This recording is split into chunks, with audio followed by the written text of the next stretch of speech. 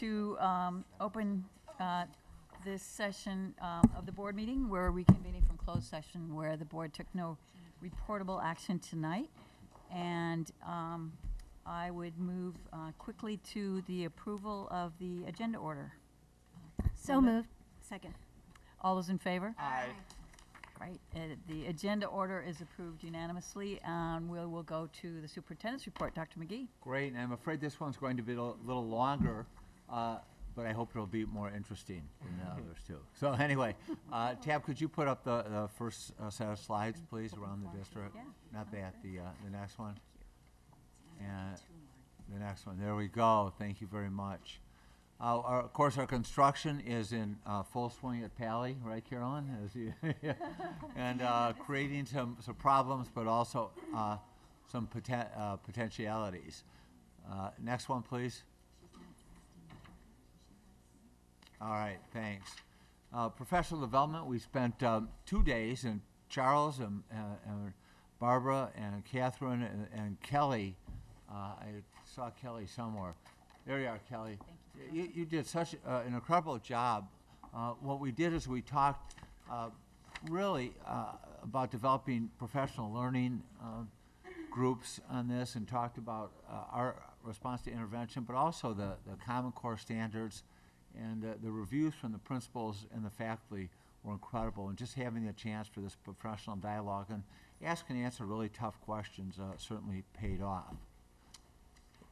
I had the opportunity to attend the JLS Science Fair, a 2-day event. Here were a few examples. This was still going on late. They had over 500 entries over a 2-day period in the JLS Science Fair. And I was so impressed when my grandson visited the next day. That was the first place I took him. I was over to JLS, and we ran into one of the science teachers. Oh, you want to see a science classroom? Absolutely. So we still, some of the projects were around. It was great. Thanks, Tabitha. And our media center opening, I talked a little about that at our last meeting. It was phenomenal, and with the A-list of speakers. The tournament authors visit, I didn't recognize as authors, but I guess they're household names to all the students. Raina Telgemeier and Kibushi, who are the anime authors. Do you know? Graphic novelists, right? Yes, because my daughter brought home 3 of those books. Really? Wow. I read them all 3 in the first day. Did you? Okay. Well, Trent has something to look forward to. He is a, I knew who Ariana Huffington was, but but not hip enough for this. But it was these author visits really matter. Dana, they do really matter, and it's great inspiration for the students. In addition, just to having a chance to connect with them, learning about the creative process is what I think is most important. Dana, thank you for the invitation to Rotary, and Heidi, thank you for attending. I had the opportunity to talk about careers that don't exist, how we're educating students, and we're really able to share our vision statement, elements of our strategic plan, and what we're doing here. And it had some surprise questions, but it was, I think, really well received. And even had a math problem to illustrate the difference between arithmetic and the mathematical practices. So it was interesting. But the big event is Unity Day. So let's go to that. You saw a lot of people wearing orange around town on October 23rd. Now, this did not coincide with the World Series. Or actually, it did coincide, but it was not because they were all Giants fans. But we were all Unity Day fans. And I know Christina wants to say a little bit about that. It was, and Unity Day is actually a national event, really developed in 2006 as a standing up against bullying and harassment. And we've been partnering with several different organizations, the SELPA one, CAD, with the PTA Council, with PASS, with Sean, the Student Equity Action Network, the LGBTQ Committee. And but Christina, you were phenomenal in producing this event. It was just extraordinary. How you coordinate this array of school-wide events, art displays, read alouds, unity change, peace signs, and the city. I really have to commend the city. Mayor Shepherd came, police officer came, city staff members came as part of their Choose Kindness campaign. It really was a great day Palo Alto Unified School District and our greater community. So thank you. Can we just run through a few of the slides on tab? You can just click through them at different schools so people can get a sense of the various events.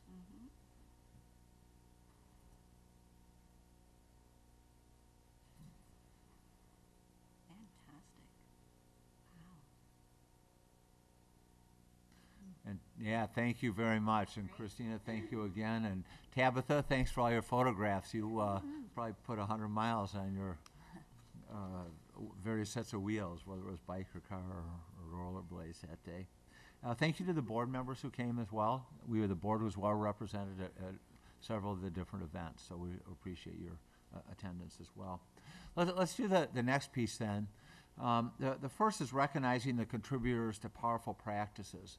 I talked a little about this at the last meeting, but our principals were not the principals of the school, our principal professional development advisors. Many of them were out of town. So I just wanted to share their names, and as we're doing this, we'll scroll through.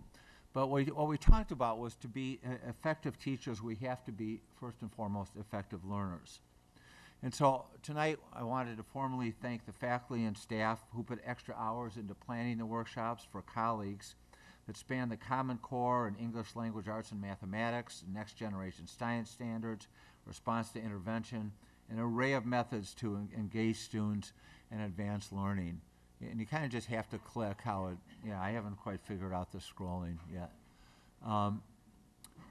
But as the names scroll through, you will see that there were over 75 faculty and staff members from the district sharing their best practices. So not only were we a group of learners that day, we were a group of teachers, and they put a lot of extra time into this.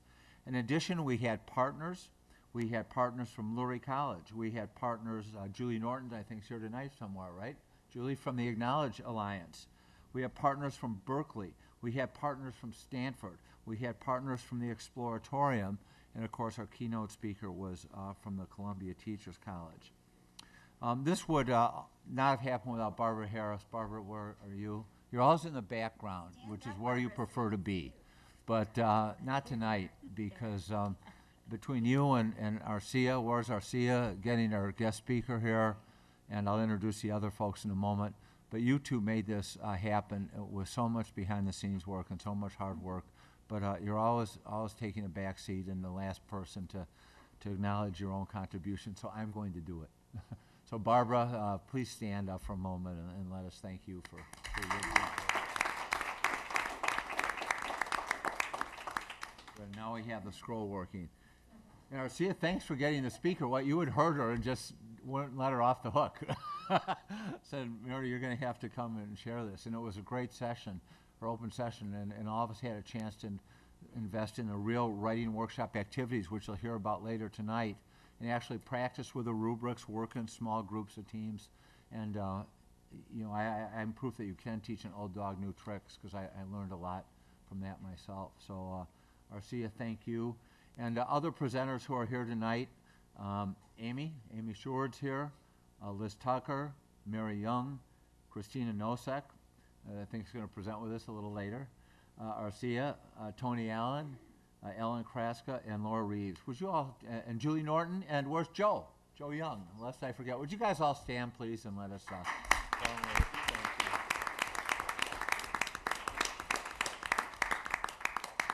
This is such a good fit with our third goal about professional development tied to the district goals and strategic plans. So thanks to you, your more than 75 colleagues, and our partners as well. It was truly a great day of learning to improve teaching.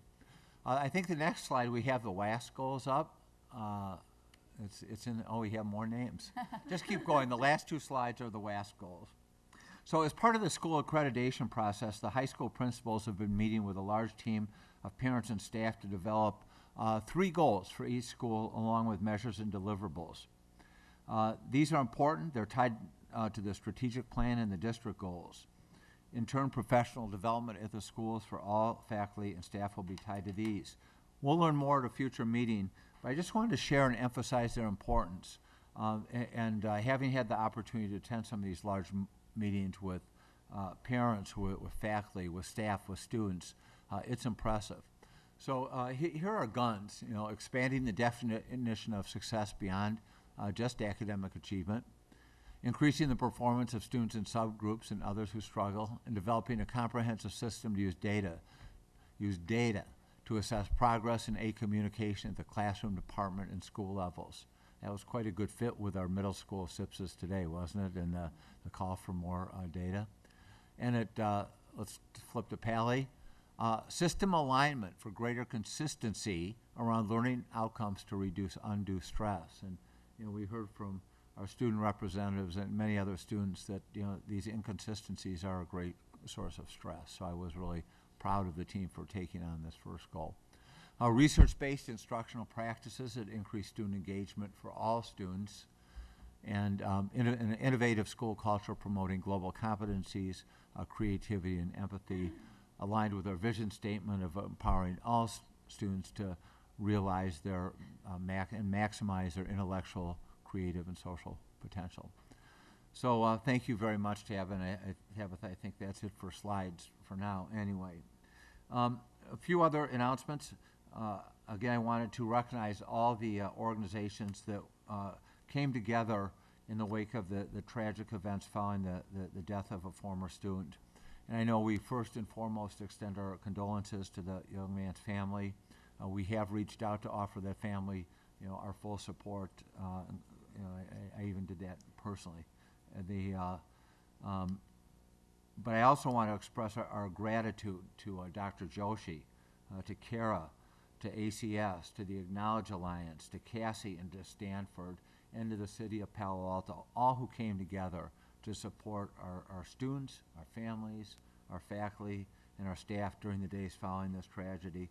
It was truly an exemplary model of collaboration, and it's still going on.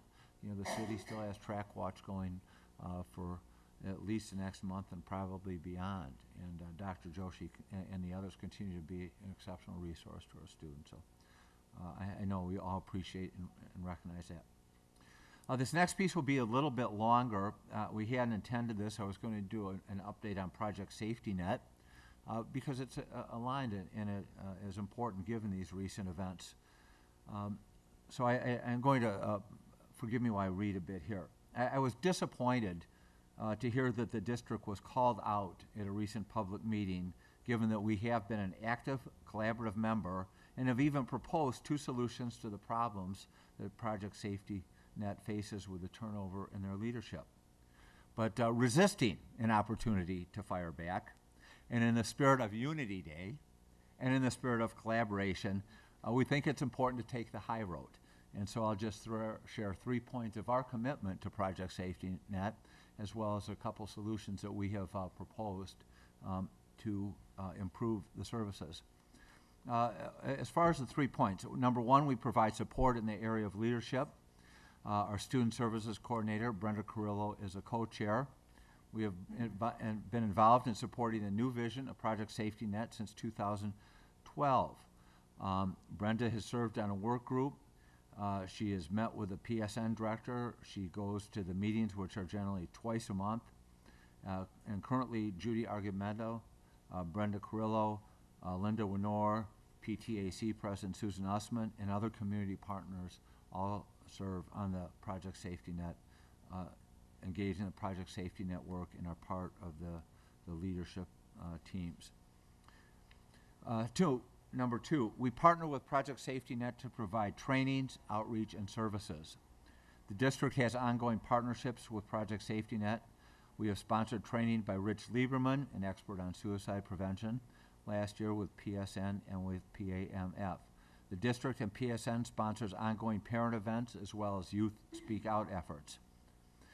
Project Safety Net was also a partner at the Student Services Fair recently. We have made the efforts here to bring the message of Project Safety Net to our Spanish-speaking community, thanks to Judy, and we have had PSN speak to the district ELAC group. We have worked with PSN to train students and staff on Question, Persuade, Refer, that's a QPR, the Suicide Gatekeeper training. Linda also serves on the HERD Alliance, an organization that offers mental health services to the PAUSD community. Point 3, We support suicide prevention policies and efforts.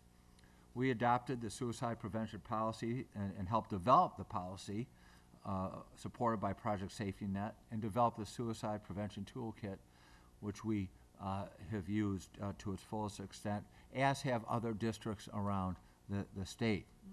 We've begun working closely with the Mayor's Office and PSN partners to launch a city initiative that promotes kind communities, choose kindness. I just referred to that a few moments ago, in an effort to mirror our partnerships. Yes, we realize there's been difficulty hiring and retaining a PSN director, so we have actually proposed two other solutions rather than continue to churn through directors. One idea is to have PSN invest in wellness centers. Wellness centers have proven to be an effective way of supporting students on site within the school setting with strong positive outcomes. We actually wrote for federal money to support this as well. And second, we have designed a wellness center, that the PSN could fund. We also have even advanced the idea of having a new PSN director work perhaps for the district, because we do this well. So there's a lot of discussion yet to be had, but I don't want it to be misconstrued in any way that we are not full collaborative partners and in many ways are taking the lead in Project Safety Net activities. Enough said on that. The really quickly then, just the last piece. This morning, board members feel free to add to this. The board met. This is our second meeting of the day. Right? We met at 10 o'clock this morning with our middle school principals and assistant principals for almost 2.5 hours to talk about the middle school single plans for student achievement. We heard about the emphasis on writing across the curriculum, which is a nice follow-on to our next report. We heard about collaboration among middle school leaders and instructional supervisors. From our professional development workshop, we know that when professionals collaborate, students learn at a higher level. They take a collective responsibility for student learning. They institutionalize continuous improvement and express professional satisfaction and are more likely to stay in the profession. We also learned about the asset-based systems of support for students who need additional support and assistance, whether it's academic, social, or emotional. I only wish that the 5th grade parents could have heard our leaders speak today. They would have, I think, realized how incredibly and how remarkable these middle schools are in providing for each and every child, and have this sense of communication, collaboration, and are certainly student-centered. And I'll just end with, I did this opportunity, my wife brought my, truly the apple of my eye, even more so than his parents, my grandson out, who's in 5th grade, and our first stop was at one of the middle schools, where he was invited into classes by teachers, and I only wish I could have recorded the conversation he had with his parents about what school here is so different and so special and so amazing and awesome out here. And so when I was asked this morning at the second cup of coffee what I thought, I said I would not hesitate to send my grandson to any of our middle schools in a minute. So it was just a great morning, and thanks to the board members for all your hard work, and thanks for indulging a rather long report tonight. Good report, thank you. Homecoming week. I think we have a couple of student reports. Carolyn, is it your turn to go first? So Palo's ASB has primarily just been working on Spirit Week and Homecoming, and so there's not much to report, but as of yesterday, the juniors were winning, so it's always good. Yeah, how'd that happen? Just kidding. That's all I have to say. Good, thank you. Enjoy the week. I'm going to kind of ramble on about stuff going on at Gunn. It's been a very busy 2 weeks since I saw you guys.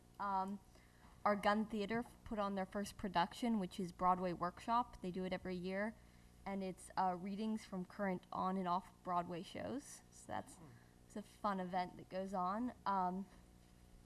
Our Model UN team won Best Delegation at the Stanford Model UN Conference, which we're very, very proud of. I'm on the team, so. Wow. All right. Yeah. First place? Best delegation, yeah. Wow. And we swept the conference. So. Nice. Bragging a little bit. Yeah, that's all right. We had Camp Everytown, which is our program that promote diversity and change our school climate send kids off to the woods for a weekend or so. And kids came back and changed and rejuvenated and willing to look at school differently, so that's always fun. We had Unity Day, just like every other school in the district, but ours had a bit of a different tone this year due to the recent tragedy, but it was really great to have the school come together as one. Even if it's just wearing orange, it's showing us being together and that we're all there to support each other. So that was a nice event. And this week is homecoming week. The seniors are currently in the lead, as we should be. Thursday night is our night rally, and Friday is our football game. Feel free to come to any event. Thank you, Rose and Carolyn. That takes us to student and staff successes. You have a few more notes to share, yes? No. Oh, okay, we already Sorry. covered hit it. those already. Good. Sorry about that. Yeah. No, that's good. So the consent calendar is up. These items are considered routine and will be approved by the board in one action unless there is a board member or member of the public who wishes to speak to them. We have no cards, so I would entertain a motion to approve the consent calendar. So moved. Second. All those in favor? Aye. All right, the consent calendar is approved unanimously. Takes us to open forum, and I think these are all open forum, right? We have 6 open forum cards. So you're welcome to come up to the mic. You each have 3 minutes. Thank you for being here. We'll start with Mark Vincente, Christina Schmidt, followed by Kim Bomar. Welcome. Hi. Do I need to press something here? No, you're Just, good. just You're speak live. into the mic. Hi. Thank you. Thank you, as always, for your hard and patient work. I hope you and the community will bear with me if I talk about some difficult things. My name is Mark Vincenti, and I taught English at Gunn up until 2010, which was our second year of suicides. And I was writing this speech even before our recent loss of another teenager. It was already true, even before, that we had failed to learn anything about the causes of the deaths in 2009 and 2010. Our city's communal cry at the time was, why is this happening? But in fact, I think we haven't cared enough to really know. We haven't wanted to know. We undertook one thing, only one, to try to learn what caused those 6 deaths, and that was the psychological autopsies agreed to by this district, Project Safety Net, and the Stanford School of Medicine. The study is now forgotten, unavailing, shrugged off. 4 years have passed, enough time for an entire high school career, and we've learned nothing about how those 6 teenagers' frailties met the upheavals of adolescence and the stresses of their world. 4 years have passed since a contagion that took more lives in this town than Ebola ever will, and we have no epidemiological study. People will say that, well, we've taken many steps to save kids' lives, but we've acted like a doctor who orders the treatment before making a diagnosis. And the preventions and cures we put in place, it pains me to say, have been misguided. The measures we've taken have been directed at fixing our kids rather than fixing our schools, and have mainly added to our teenagers' burdens. In the hope of making our kids more resilient, we've piled onto them more curriculum, lectures, requirements, trainings, surveys, and assemblies where they furtively scribble homework and do more texting. I think little will change for our teenagers until we cease trying to change them and instead change their schools. Little will change until we extricate our kids from the academic fraud that is so demoralizing to everyone. Not much will change until there are fewer kids per class, so they feel individually valued. Nothing will change until our schools stop signing off on backbreaking course schedules without impressing on parents and kids the amount of added stress. Little will change until our kids no longer come to their classes sleep-deprived or in the emotional grip of the social media we give them access to all day. We're allowing conditions in our high schools that tend to misery, and instead of being bystanders to these conditions, we must become the upstanders who end them. It won't do, as some people propose, to put wellness centers on campus. Our kids are too busy to visit such places and too proud and self-conscious to be caught dead walking through such doors. Instead, let's infuse sanity and health into the everyday life of our schools so that Pali and Gunn, in and of themselves, become centers of wellness. Thank you. Thank you, Mr. Vincente. Christina Schmidt, followed by Kim Bomar, followed by Sarah Woodham. Thank you and good evening. The second annual observance of Unity Day was a brilliant display of unity for everyone in this community. This year seemed to be even more defined and unquestionably woven into the fabric of our school values. I want to thank first all of our students because, excuse me, I want to thank all of our students at every school for their creative involvement because the students are the true ambassadors of unity. You really are. And this year, student councils, principals, school staff, PTA members, our inclusion representatives, school advisors planned a week focused on events that highlighted upstander behavior, and it was seen across the district. It was really brilliant. Unity Day is truly a call to action for our community, and this year we had the support of the mayor and the city council officially recognizing Unity Day in Palo Alto and issuing a proclamation to join with PAUSD schools to raise awareness around the issue of bullying. If you haven't seen the proclamation, it's up by our superintendent's office. It's very nice. The mayor's project to engage the community in prevention awareness is a welcome partnership, and I want to thank Dr. McGee for mentioning that also when you're speaking about Project Safety Net, because we do a lot and we're involved. I know many of us who are, and I would like to highlight that as well. I would also like to extend my gratitude to you, Dr. McGee, for your generous support, and I wish to particularly thank Brenda Carrillo for her unwavering support and enthusiasm for Unity Day. Excuse me, my throat. That said, let me remind everyone that Unity Day is not one day. It is 365 days a year. The issue of bullying and harassment is real and has a long-standing and devastating effects on all parties involved. Now that we can put away our t-shirts, let's roll up our sleeves and continue the work that we start doing by helping our students. The key to success in bullying prevention requires actions to improve our school climates, as we are already putting those in motion, and the adults charged with protecting and teaching our students need support and have specific training to watch out for children at risk, children with disabilities, kids with social skills deficits, students from minority groups that feel isolated, lesbian, gay, bisexual, or transgendered youth, or any children who are different in general. These are all children who are likely to be targeted. National studies have presented a growing amount of evidence that shows that all the students I just mentioned have reported not only experiences of bullying, but feelings of stigmatization. And when you have that kind of feeling in general, regardless of whether you've been victimized, it carries a very negative social part to your, okay, there you go. Thank you. Thank you, Christina. Thank you again, Ms. Schmidt, for your leadership and voice. Kim Bomar, followed by Sarah Woodham, followed by Zev Warman.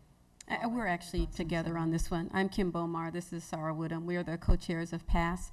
The goal of PASS, the Parent Advocates for Student Success, is to work with teachers and parents and administration to advocate on behalf of all students to ensure that all students meet their full academic potential as well as realization of their various needs as whole people. So we would like to right a wrong here today.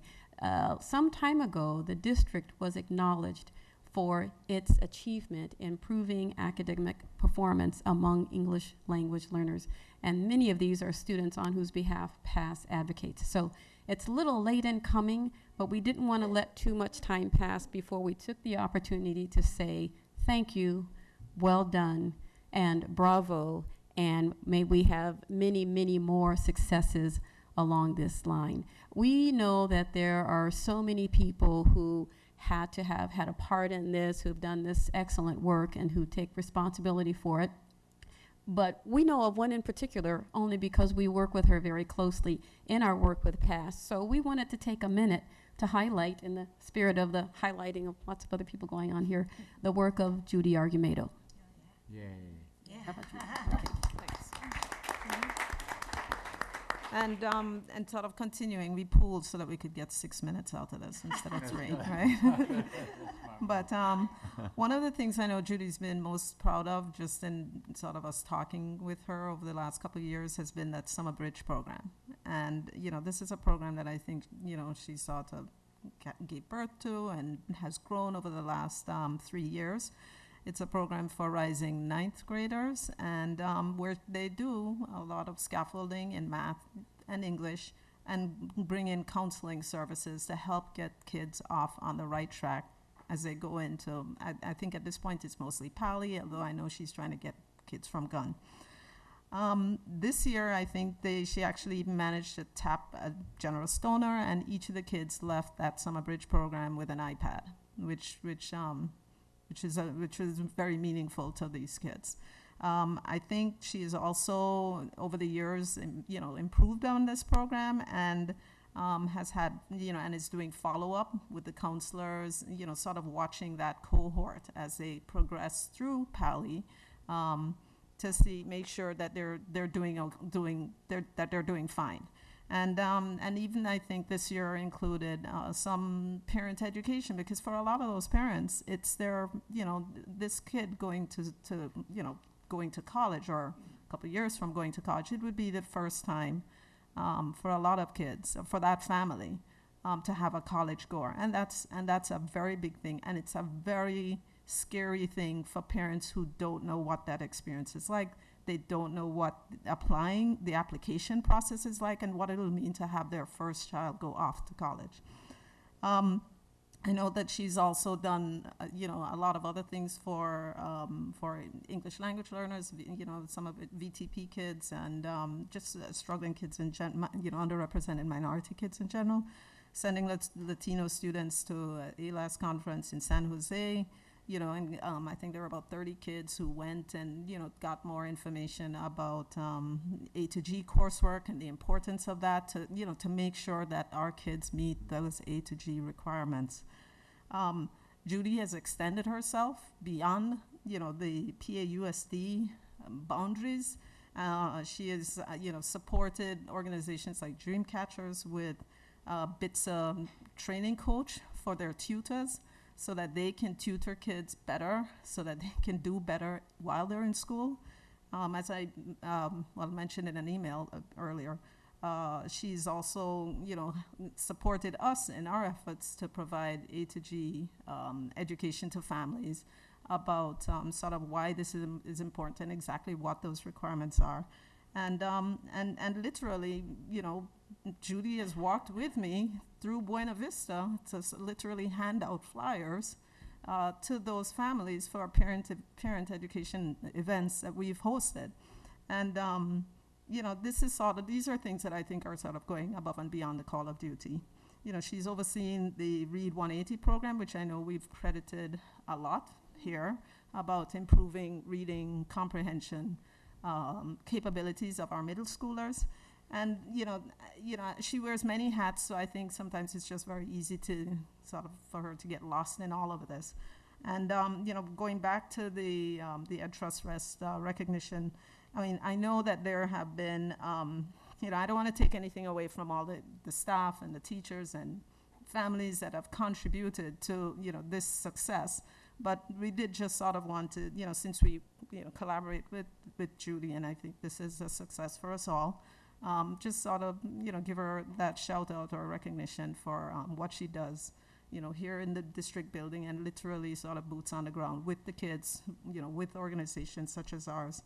And, and we just applaud her and all the others who are supporting and succeeding in furthering the educational aspirations of our English language learners. Perfect. Oh, perfect. Thank you so much. And thank you both for your volunteerism as well, your leadership with PASS. Our last card is Srinivasan Subramanian. Welcome.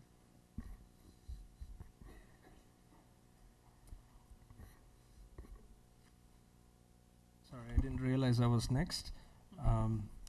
So I've sent you several emails, and I hope I'm becoming predictable and not repetitive. So I don't want to bore you. But my request is for Mr. McGee to add, or Dr. McGee, to add regular Schoology analytics updates to your schedule.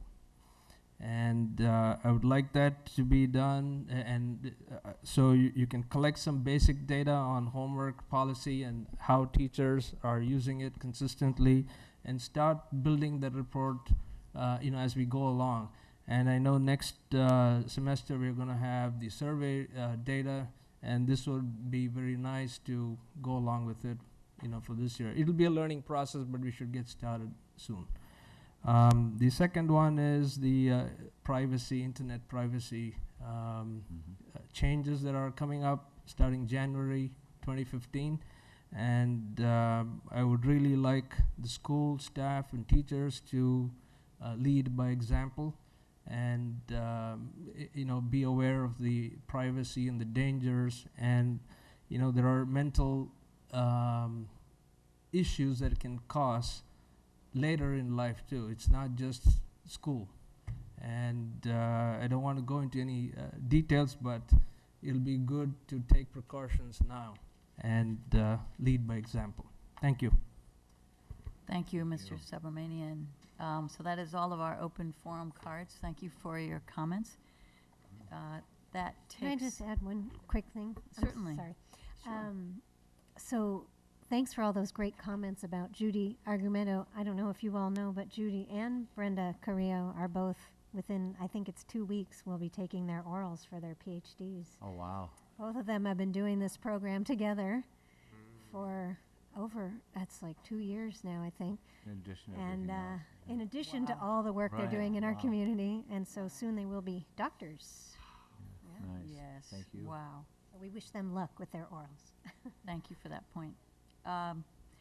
Okay, so we are moving on to action, discussion, information items, beginning with an information item on K-5 writing. Dr. McGee. Good, thank you.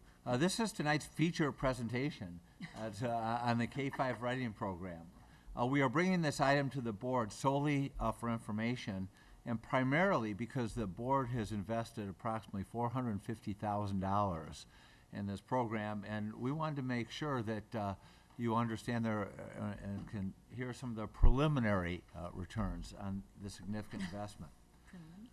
Moreover, and I think even more importantly, the design, implementation, and evaluation of the K-5 writing program is an exemplary model of what we hope to achieve with our vision and the first 3 board goals. The piece of the vision statement, especially about developing and deepening knowledge, critical thinking, and problem solving. The first goal is about supporting this district-wide culture that expects, advances, inspires, and promotes academic excellence, hard work, active engagement, and perseverance. The second board goal about assuring consistent high quality and fairness in curriculum instruction and assessment. You'll hear a lot about that in a few moments. And especially the third goal, to assure that certificated and classified staff are continuously engaged in professional learning that is aligned with specific strategic school improvement goals tied directly to the strategic plan. So Charles Young, Barbara Harris, Kelly Bickle, and Christine Nosek will present this informative report. It will describe the rationale and research base for the program, how it aligns not only with the goals, but with the strategic plan and common core standards and practices. They'll present information about how we are evaluating the program, share some really interesting preliminary data from teacher and principal surveys, as well as the program's innovative processes for evaluating student work. Again, this is information. We look forward to answering clarifying questions from the board and hearing your impressions, and again, hope that you see a significant and substantial return already on this important investment. Charles. Thank you, Dr. McGee. Good evening, board and audience. I'd also like to, again, just recognize my team here real quick. Dr. Bickle, Barbara Harris, who's the Director of Elementary School Education, and Chris Nosek, who's a TOSA, and she's in her first year as a TOSA with us. We are very excited tonight, as Dr. McGee said, to be talking about our efforts with K-5 writing. We're going to do 3 things with you this evening. Is we're going to talk about the rationale and the context for K-5 writing, and we'll have some information on middle school, but mostly the focus this evening will be on K-5. We'll talk about evaluating our efforts and looking ahead and some next steps. So why writing? Why are we talking about writing this evening? We know that writing is, the cornerstone of a solid educational program. We want our students to be great writers and readers. And we're responding to a number of things. One bullet that you don't see up there is ongoing analysis of student efforts around writing, their product, and their output, and teacher work around it. So constant, ongoing conversations around that. This is also a response to strategic plan survey data that when we heard from the community, the number one item on there that there was interest in us for a school district to continue to take a look at was our work around reading and writing instruction. It was number one. So obviously we take that very seriously.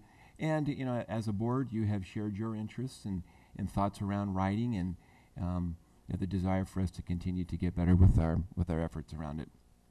So in taking a look at all of those interests, and then we started thinking about what program or approach would we like to look at to help us meet our needs. And so we use those guidelines that you see up there, that we wanted to select an approach that would help us and be rooted in Common Core state standards and help us implement those standards. We wanted a program that would help us with instructional alignment, which is also in the strategic plan as a goal and an action item. And we also wanted a program that was not just research-based, but it's evidence-based, that there's evidence of its effect on improving teacher interaction with students and student performance. And you'll see up there, real quickly, I won't read all of them to you, but these are the links to the strategic plan regarding our work around writing and our selection of the Columbia Teachers College material. You can see those up there. And the next slide here you see is that Dr. McGee talked about earlier. Those are 3 of the board goals for this year that also support our work around writing. Now I'd like to turn it over to Dr. Bickle, who will talk about Teachers College Writing Workshop and evidence base. Yeah. I'll pass them out. Good evening. So I'm going to start with some of the evidence base that supports the writing workshop approach from Teachers College. And the Teachers College website has a very nice overview, in-depth look at some of the research behind the various components of the program. The first thing that really stands out is the instructional design. So a writing workshop lesson starts with a teacher doing about 10 minutes of direct instruction focused on a writing strategy, which can be anything from more of a discrete skill, what do you do if you come to a word you don't know how to spell, to more author's craft, more sophisticated tools, especially as kids start to get older. How do you take a story and tuck it into an informational text to draw your reader in and make your writing more engaging? So the instruction is really focused on strategies, teaching the writer to build their tool belt of strategies that they can use to craft their writing. After this mini lesson, which is about 10 to 15 minutes of the writing period, students go off and do some writing on their own. And that's the teacher's chance to pull small groups of students who may have similar needs to challenge them, to reteach something, to take them more in depth with whatever it is that group needs. It's also a time for teachers to conference with individual students, to meet with them individually about their writing. The next bullet point up there is about writing volume and stamina, and we know from research that to get really good at something, it takes a lot of practice and doing it over and over and over again. So within a writing workshop lesson, students have 30 to 40 minutes in the upper grades where they're working on their writing. They can be working on a new piece, they can be continuing a piece from before, they may conference with a peer or the teacher, but they have long stretches of time to write. The last two bullets are about assessment, and I'm actually going to skip to the last bullet, formative assessment, first.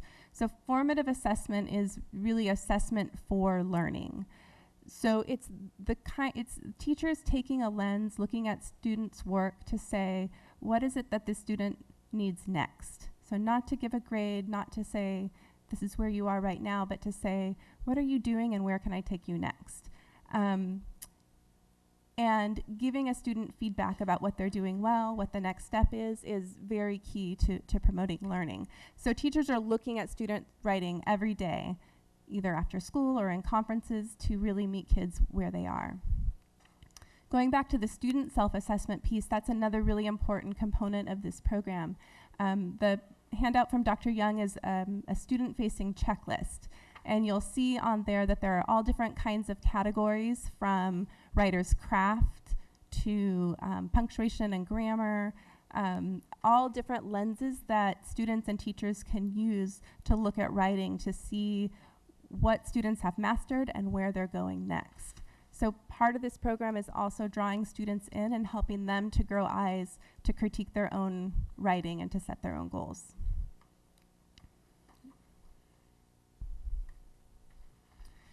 So the scope of the professional learning that we've done with our teachers is been quite large. The main points have been, the main activities have been the writing institutes that we've had the last 2 summers, and we've trained several hundred teachers, 4 full days of solid professional development. We followed that up during the year with our professional development collaboratives, where we have 2 hours with teachers to score student writing, to go more in depth with some of that work. The other main focus has been with leadership and capacity building. So over the past 2 years, our principals have spent 3 days with staff developers from Teachers College, not only to better understand the model of instruction that they're seeing, but also to talk about strategies that principals can use to support their teachers in implementing this new approach to teaching writing.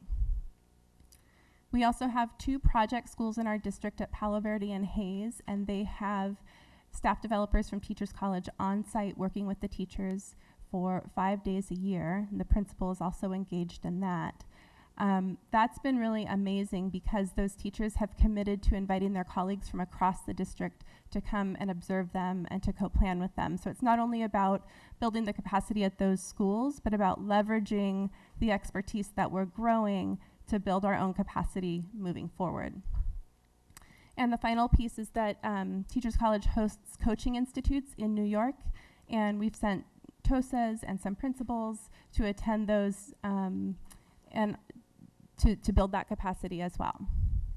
And the final category is more of the interest-driven skill refinement. The TOSAs have provided all different kinds of workshops, either organized at the district level where people can sign up. They've attended staff meetings, worked with principals, worked with grade level teams to provide that in-the-moment responsive instruction. And what we really want to know is, what are the outcomes that we're seeing from all of this? So the most important thing, of course, is the outcomes for students. What kinds of writing are we seeing? So this fall, all K-5 students were given an informational writing prompt, and teachers were trained in how to score that using the learning progressions, which are like rubrics from Teachers College. We'll re-administer it in spring and be able to look at the growth this year, and then looking again next year, we'll be able to look to see those student outcomes from all this work. In the meantime, we've also been taking a look at change in teacher practice. So these might be a little bit hard to read, but after the institutes, of course, we did a survey to see how people felt about the 4 days of professional learning. And the questions here are, would you recommend this opportunity to your colleagues who did not attend this year? Would you recommend that we consider pursuing opportunities to work more closely with Teachers College? And 100% of the people said yes. So it's clear that people found this valuable. They felt that they learned a lot, and that's fantastic. We want our teachers to feel confident and capable and that their time was well spent. But we also want to know about impact on instruction and the long-term change. So a couple weeks ago, I sent out a survey to the teachers who attended either this past summer or the summer before, to find out about how it's going. Where are they now? So this first question was about the value of that workshop. So now that you are rolling up your sleeves and implementing it, now how valuable do you think that was? And you can see that most people responded a 4 on a scale of 1 to 4, highly valuable, and a few 3s in there. Another question was about degree of change. So when you think about your instruction, what's the degree of change that you've made because of what you learned this summer? And we can see that it's mostly 3s and 4s, with 4 being almost completely transformed. And then we have about 10 people who answered a 2. So I was curious about that. And among those 10 people, 7 said, well, I was already using the writing workshop model. And this workshop helped me update, helped me learn more about Common Core. So we wouldn't expect them to be a 4 if they were already partly there.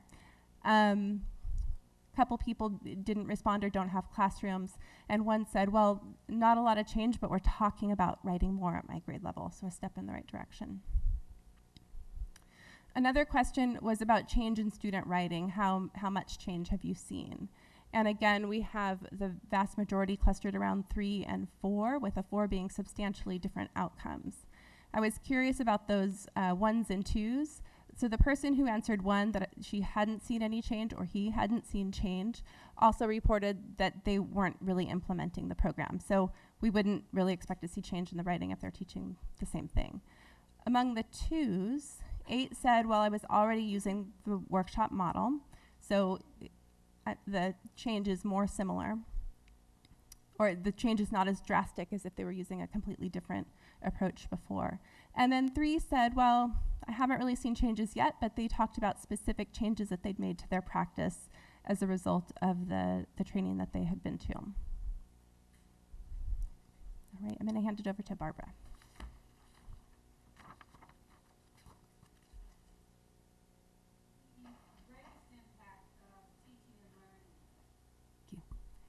So the greatest impact of teaching and learning, we believe, comes from the voice of the teachers in the classroom, sharing their feelings about the program and what they see.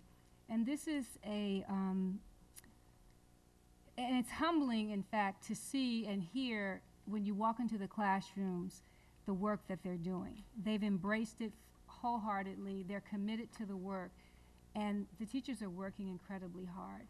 So this second grade teacher shared her experience and basically highlighted that she's gained a common language around writing, that she can share that common language and common practice with her colleagues. So the conversations are rich and deep in the schools now. When you walk into a building at planning time, you see them sitting and talking. She also talked about collaboration and open dialogue, and being equipped based on the great training that they had in the summer.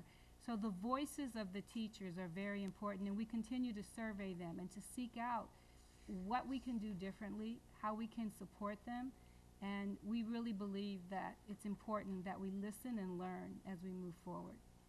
And then the second sharing is from a 4th grade teacher. And she said that the Homegrown Institute in the summer was just electrifying, that what was most important and what she felt touched her was the mindset that she felt changed within the group of teachers who participated. She also voiced the support of the TOSAs. And the TOSA group works incredibly hard. They take and are involved in as much professional development as the teachers, constantly growing and learning, perfecting their craft, talking and sharing, and as this teacher said, just being available to go in, to jumpstart lessons. They come back, they sit at an all-team meeting every week, and they share out what's happening in the schools, where do we need to lobby and pull together and pull our strength to help them. So these 2 teachers share that feedback and really helped us to see the value of what's going on. It's my privilege to introduce one of our TOSAs, Chris Nosek. She's a literacy TOSA. She's from Palo Alto, in the sense of her 12-year career has been here, so she knows the work deeply.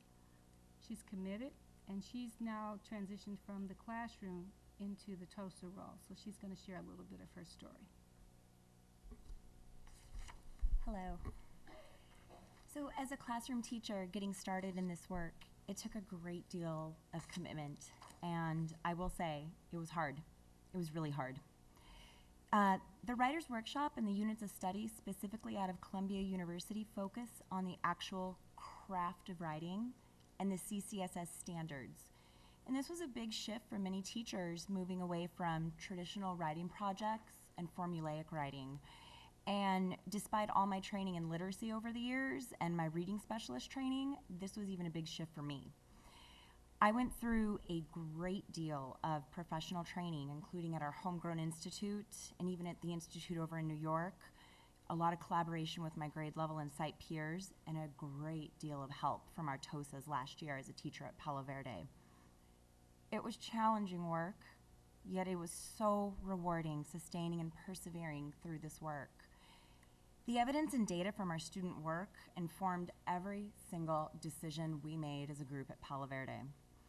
For the first time, our entire staff used common language around writing. We used common rubrics, common checklists, and so much more. The key is that we made a commitment to do it as an entire staff under the leadership of our principal, Ann Brown. This work stretched us further than we'd ever been stretched before as teachers. Not only that, but it also stretched our students. But for me, that wasn't the most important thing. The most important thing was that my students started seeing themselves as writers. They started seeing themselves as people who had something to say. Not only that, but people who were also capable of saying it. I saw growth in my students that I hadn't seen in my previous 11 years as a classroom teacher and reading specialist. So now as a literacy coach, I feel really fortunate to continue this journey with our dedicated TOSA team in providing support for our classroom teachers, the same support and even more support that I was provided at Palo Verde. Some of this support includes classroom visits where we model lessons, we co-teach, we co-plan with our teachers, and we help our teachers analyze student work to inform their instructional decisions. Also, many top-notch professional development activities are also being provided, such as our writing investigation cohort, where teachers delve deeply into the academic work of writing and the teaching of writing. We also have upcoming lab site release days where teachers will actually observe each other teach, plan together, and make those decisions together based on student work that we see during those days. And there's much more too. I've been a part of PAUSD for 12 years now as a teacher. I've never, ever seen such excitement and enthusiasm in our teachers and our principals and our students around one thing. So we all want to continue and grow on this journey, and the future is so exciting. Such great things are to come for our students. I'm 100% convinced that great things are in store. So thank you. Thanks, Christina.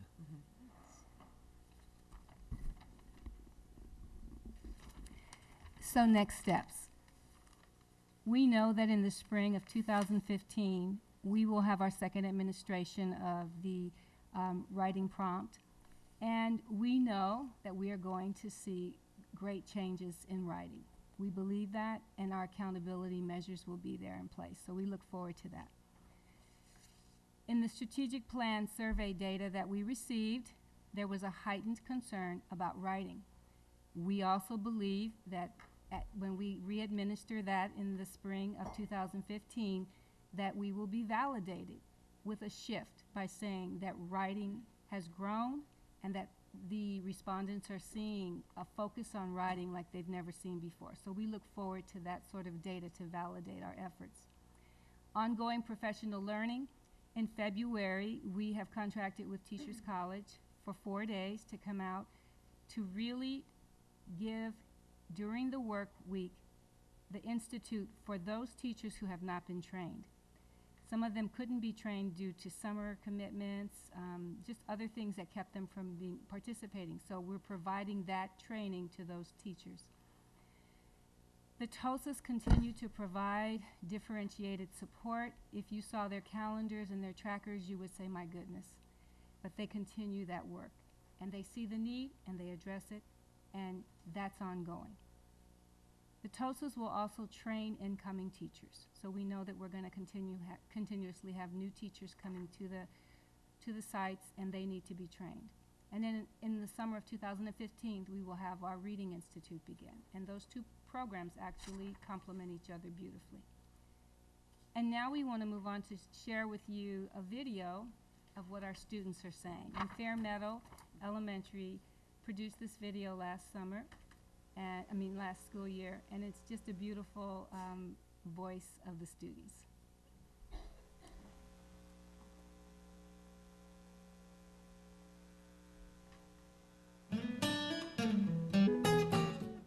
You've gotten better as a writer this year? Yes. Tell me how you know that. By looking at this page. So what part do you do better now? I'm in kinder and I know what I'm doing. When I was like 5, my first kindergarten, I was like this. Oh. And the back was like this. And now what do you do? And now I'm the best reader. And now that's my aunt. Yeah. My family. Before I was skipping sounds, and now I'm not. Anything else you like to add to how you became a better writer? Drawing more details and stuff. Okay. I think I got better at adding more information about my talks. Because at first I used to have just a big list of facts. Now it's like more, gets the reader more interested, more details, more pictures. Even this has like...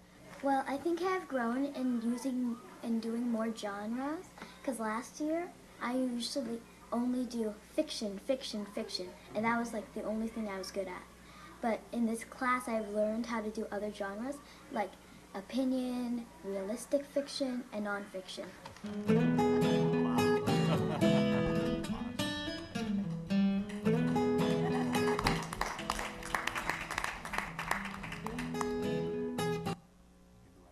I just want to give a shout out to the TOSAs and under the direction of Ellen Kraska, because they actually developed the video for Fair Meadow.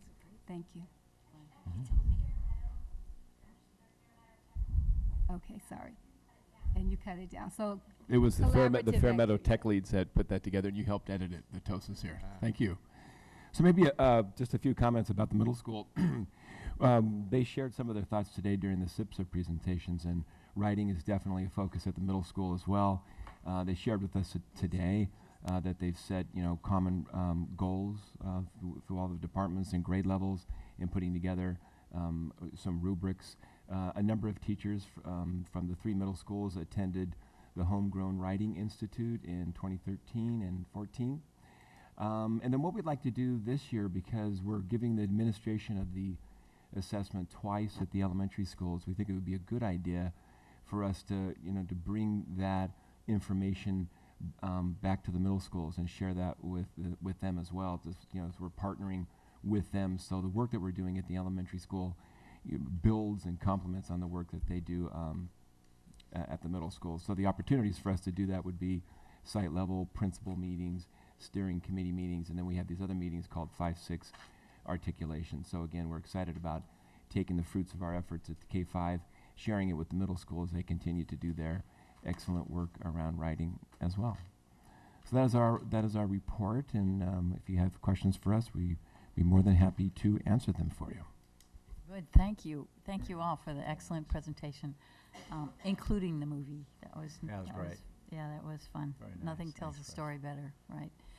So this is an information item. We have an opportunity to speak to the experts here and get some more information as the board wishes. Let's start down at the end with Mr. Tom. Thank you. That was wonderful. It looks like it's been a really valuable investment in our teachers, but ultimately in our students. And so I'm glad you've taken this undertaken this, and happy to support it. And I have to say, I really, just even reading from the very first pages, it just leapt out at me. In that I really appreciated the focus on clear goals for improving our district's writing instruction. And right away, certain words just popped out at me that are major aspects of the work. It's a district-wide writing assessment. There's going to be a district-wide writing assessment aligned to the Teachers College approach. So it's completely aligned with what you're encouraging amongst all the staff. The fact that there's differentiation and flexible grouping as a key element. The consistency and alignment of instructional practices, and then evaluating the impact of the work. All those things add up to making it powerful for everybody. I mean, certainly for the teachers, I hope, and absolutely for the students. And I think this is a good place for us to place attention, because I think writing is one of the more difficult and challenging areas of instruction, and particularly because it can have it can be so labor intensive. And so being able to do it effectively and efficiently is really going to help everybody, I think, if teachers have the right tools. And I also appreciate that this is something where there's no quick fix. It's not something where you can just say, okay, there's a one shot. I appreciate that it's a multi-year effort, because that's the only way you can really instill it into the whole district, into our system, have the TOSAs prepared to carry it forward with every new hire, because that's going to keep happening every year. And so I do appreciate that effort to create long-term change. And then I think it's also great that you were able to find a match between the Columbia Teachers College approach and the way, what you felt our district needs were. So that was really worthwhile. So I just have a few questions. And the first, it relates to some things that Dr. Young mentioned. Because I think improving our writing instruction is important, and I think it's important K-12, not just K-5 or K-8. And so, it was really helpful this morning to hear about the middle school's efforts, and how each school is making an effort to improve their writing instruction, and they are also collaborating and trying to leverage each other's work, which is wonderful. So I'm just hoping in the future you can bring back some information about what's going on at the high schools as far as writing instruction. And then as far as evaluation, I was wondering whether another source of trying to because I think it's good to know if the teachers feel it's valuable. It's also important to know whether the students' writing is improving in significant ways. So, as far as having a significant baseline, we have ERB results, and is the ERB continuing for this year and next year? Yes, it's continuing, and we should have the results for the elementary and middle school level in the next 2 weeks. Okay, because it seems like that would be a good baseline, and that you would be able to compare before and after attendance of the Institute. And so you could even look at teachers who attended in 2013 versus 2014, and as an aggregate. I'm not looking at individual teacher performance in that sense, but I'm especially interested to know. So, for instance, the teachers who went through the Institute in 2013, did their students was there a difference for their students versus those who had not gone through it yet? And hopefully we'll have a director of assessment soon so that they can help do that analysis. But I think that that might be something that would be helpful. Done? That's it. Thank you. Thank you. Also, if I can insert, I didn't call for cards. We don't have any speaker cards yet, but if anyone would like to speak to this. Really? On just writing? turn Come on, in folks. It's great stuff. I love hearing about writing and learning how to write. And I have to say this, Dr. McGee, I said this before, but I'm going to use you as an example.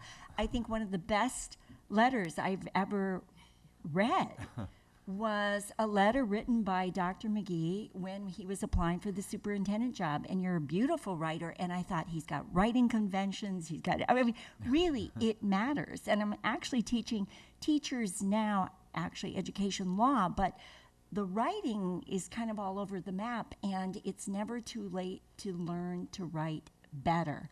So I am going to focus, and you did a lot of process and teaching answers, but I'm really, if you don't know by now, I'm really about content and what at the end of the day are our children learning. This video was fantastic. The kids got right to the point about what is it that they're learning? What is it that they're distinguishing to? So if we come back to this, I'd like to almost start there, is what are the kinds of content actually that our kids are learning? And it is a K through 12 process. My best writing instructor actually came in my senior year of high school, and I remember him clearly, although in 7th and 8th grade, structure, I still one of my favorite teachers in composition came in 7th and 8th grade. So you guys have moved it back down to the lower grades. So I'm really looking to what is it that we're teaching kids in addition to get to learning? What are we teaching our teachers in terms of content, and how can they improve their content knowledge, reaffirm what they know, expand. So maybe when we report back about the Teachers College or whatever else we're doing, I hope we can fine tune on some of the things that teachers are learning that actually come out in the kids' writing. And when those papers go home, the parents will see what it is: spelling, verb tense, feedback from teachers, richness of writing. It was great to hear the kids talk about the detail, adverbs, adjectives, expansion of vocabulary. Where does that come in what grades? What are the writing conventions in general as you move from grade to grade? These are the things that I think parents are really looking for, and I know I'm looking for also as a board member. So I do like to hear about the process of learning, and everybody's really happy about it, and I'm happy about that. But really, I do want to know what I can report back to our parents and our community who are watching. What are the conventions that our kids are learning that make them better writers? And what can we all learn even in your next presentation that we can take away and say, oh, I never knew that we were learning how to do that. It's something tangible. So back to the ERB, I'm really looking forward to seeing what the ERB scores are. You may or may not know that most years we have two meetings a year with our high schoolers. And repeatedly through the years, although I guess we haven't had a little pizza party with our high schoolers for a little bit, but oftentimes they'll tell us one of the things that they really have to do to prepare for the SAT is to learn grammar, that they haven't fully learned it until push comes to shove. So I really, and this isn't new for this group, it's been an ongoing concern, and I'm still wondering how we're going to get to a point where our high schoolers say that they don't feel they're prepared in vocabulary or writing conventions for the SAT. I mean, by that time, I think maybe they shouldn't have to study for it. We'll see. So as we roll this out K through 12, I'm looking really for content mastery, but what does that mean? I'd like you to tell us what that means kind of per grade and roll it out. It would have been great to know. And again, the kids really got into what they were looking for, different kind of writing styles. That's even helpful. So maybe if we can start there, that would be wonderful. I've heard nothing but great feedback, kind of like your survey showed, but I don't think that tells our parents enough. And use this opportunity to address the board, to address the whole community about what it is that our kids are learning. So nice job. I think we just have a little bit, use the opportunity to your fullest, and I'm looking forward to that too. Thanks. Can we take a half a step backward? Yeah, I remember. I just wanted to ask a little bit about the ERB because I was just recalling back to looking at the SIPSA reports over the years and noticing the ERB results, that's the one area that seemed to have the most variation from year to year, from school to school, where it really jumps around. And I think in the past I've heard concerns about it just because of the variation in prompt from year to year could produce drastically different results. But I'd like to hear your comments on that, and then also maybe the fact that actually what's actually helpful is that that the entire staff did not all go through the institute at the same time, because in that case you can look at the ERB results for the classrooms where the teacher went through it versus the ones who didn't, with the same prompt for that same year. And in fact, I think you can even compare it in the future year. You could say, well, look, these are the teachers who just went through it. This is the aggregate score. These are teachers who went through it 2 years ago. This is the aggregate score. Because I would suspect that, like with anything, when the teacher's introducing some new practices, they're going to get better at it the second year.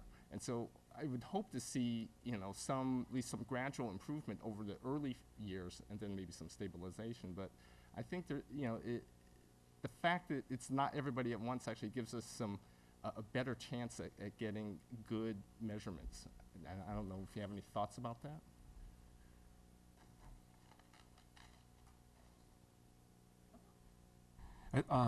We'll share this. It's just a quick comment on the ERB. I think, like you've stated, we've talked to a lot of teachers about that, are talented, dedicated, smart folks, and the results around it have been very uneven over the years. And so we even had long conversations with the organization last year regarding that and the results and what that meant. So we're hoping this year that that the results are more accurately reflective of what our students are capable of doing. And that maybe we'll get a more favorable response from the majority of teachers when we're looking at the results of ERB. The other thing I'd like to point out is Smarter Balance. I believe that there will be a writing assessment piece embedded into that. So we're excited to see what that will look like for us as well. When is that? When will we see that? Smarter Balance? Yeah. My understanding is the assessment will be in this year's administration of the assessment. And just to point out to everybody that Smarter Balance results, the results count this year. That's what they've told us, that we will get the results. And as you have pointed out a number of times, Ms. Townsend, about disaggregated by district, by school, student. So that will be, we'll get those results this year. Last year was a pilot, so we didn't get the results. No one did. But this year we will. For better or for worse, but that's all right. We're beyond that. We're moving on. Thank you. You're That's welcome. helpful. So I like the idea of looking at the ERB results by teachers who went through the Institute in 2013 and those who didn't, because we could look at this fall's results, because that would be the students who've had a year of this workshop. So we can definitely do that. I think it's a very different kind of writing than students do with writing workshops. So I'm curious to see how they do. My daughter is in 5th grade, and she came home the first day and she said, so I have this prompt and I don't understand it. It was something about if your ship doesn't come in, you should swim out to meet it. So we talked about it. So she came home the next day and I said, so, how did it go? And she just smirked and said, I just wrote what you told me. So it's a very different kind of writing than that authentic writing where kids are writing what they know about, what they're researching about. But I am curious to see how they do on an assessment that is just completely different from what we're teaching them. Okay, good. It'll test transference.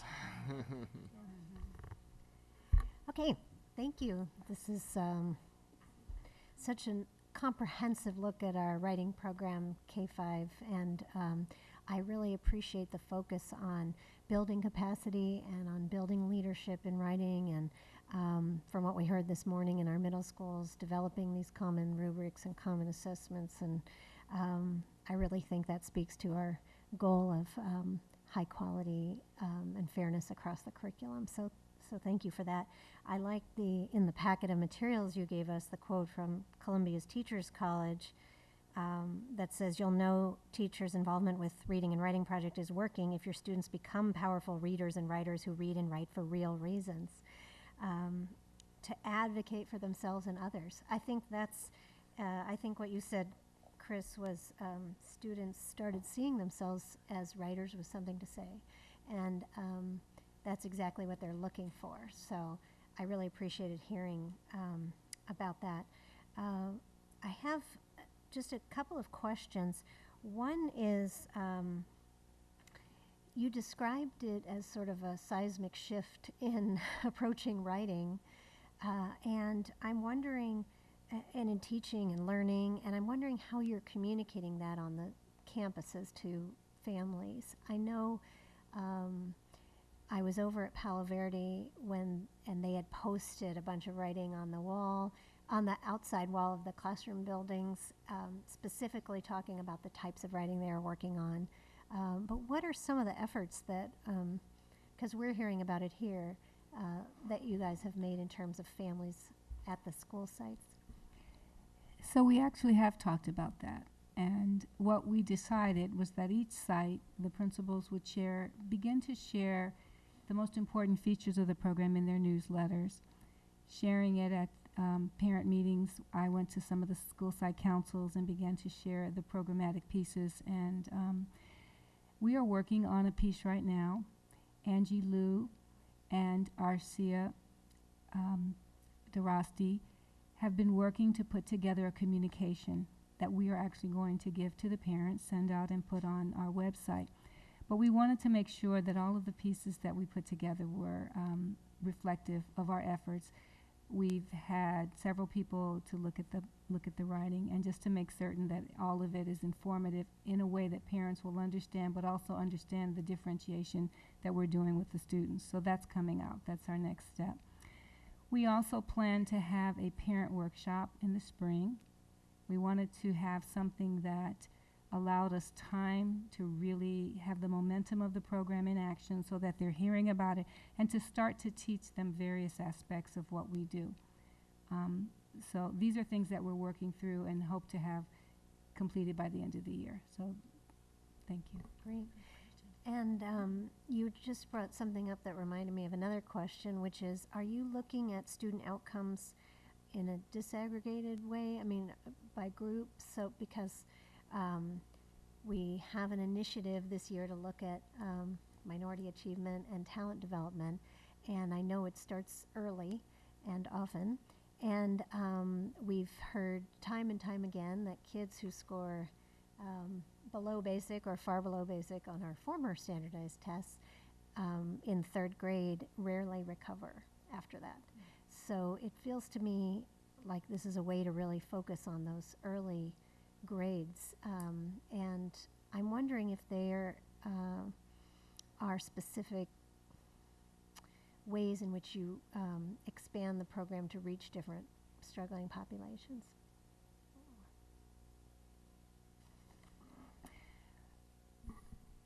So we met with the principals for 2 hours and really discussed their vision and their programmatic pieces for RTI. And in those conversations, we spoke about writing. So kids are being looked at kid by kid, and also the writing portfolios that they're keeping allows the teachers to look at them in that manner. I don't believe that we've set aside that protocol yet to look at the writing, because we only have the baseline right now, and so I think at the end of the year we would have that capacity. But I think it's a great point, and I think it will also give us the data we do need to look forward and to see how our subgroups are improving. So those two, the baseline and then the second administration, will give us some of that data. But I do know that the principals and the teachers have an eye on excellence for all students. And in their small groupings and in their one-on-one conferencing, the program really allows them to directly impact the needs of the students and those who are struggling. So I think the bigger picture is for us to start disaggregating that data. Yeah, I liked how you talked about the assessments being formative in addition to summative, so that you can course correct as needed throughout the year. I attended the first summer institute at JLS. I mean, not attended, but I visited to see the teachers in action. It was exciting. The teachers were overwhelmed and excited about the program, so yay, I felt that from moment one, so that was great. One of the kindergarten teachers had mentioned to me that it's hard to scale it down to kindergarten because the kids aren't really writing there. And I'm just wondering, are we doing something, especially because kindergarten is the first time we're seeing a lot of the kids come into our district? How are we finding a baseline for them, and how are we using the Teachers College sort of approach for those sort of pre-writers? That's a great question, and one that we actually get quite a bit. And with our kindergartners, what I love is we're assuming that our kinders are coming from their experiences.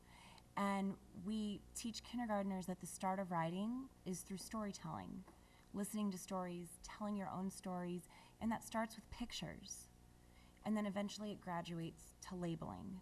And then eventually it graduates to stringing words together to tell your story. And then it graduates to telling your story across pages. So there's specific steps in taking our kids who aren't quite writers yet to being writers. And that's where it starts with our kinders. And I've actually, a lot of us have worked in a lot of kinder rooms this year, and we've seen it in action. And it's really neat to see our little kinder guys across the district at every school site starting to see themselves as writers. And it starts with their pictures and their stories. Great. I just had one last sort of overarching question. That is, I think last year we were asked to add a TOSA, or we added a TOSA or two when we expanded program, and I'm wondering if you're thinking about expanding the TOSA model in the district, or where does that come in the thinking? Well, Dr. McGee might be able to help with that. But so we'll go through the course of the year, and we'll take a look at program needs K-12, because we want to triple these guys over here. We love them. I mean, they do great work. We can't have enough TOSAs. So certainly we'll give some thought to that, but we'll have to put it up against other needs in other departments and other grade levels. And I think that's something that we take a look at in January and February of this year with input from staff. Well, I think the teachers, from what I'm hearing, appreciate the sort of job-embedded professional development and trusting mentor teachers among them to come in and do sample lessons and work with them ongoing, as opposed to the drop-in sort of professional development model. So I'm a big supporter of that. So yeah, thank you. Thanks. So I'm happy we're talking about writing. I think it was maybe 8 or 9 years ago when we were talking about writing last in a comprehensive way.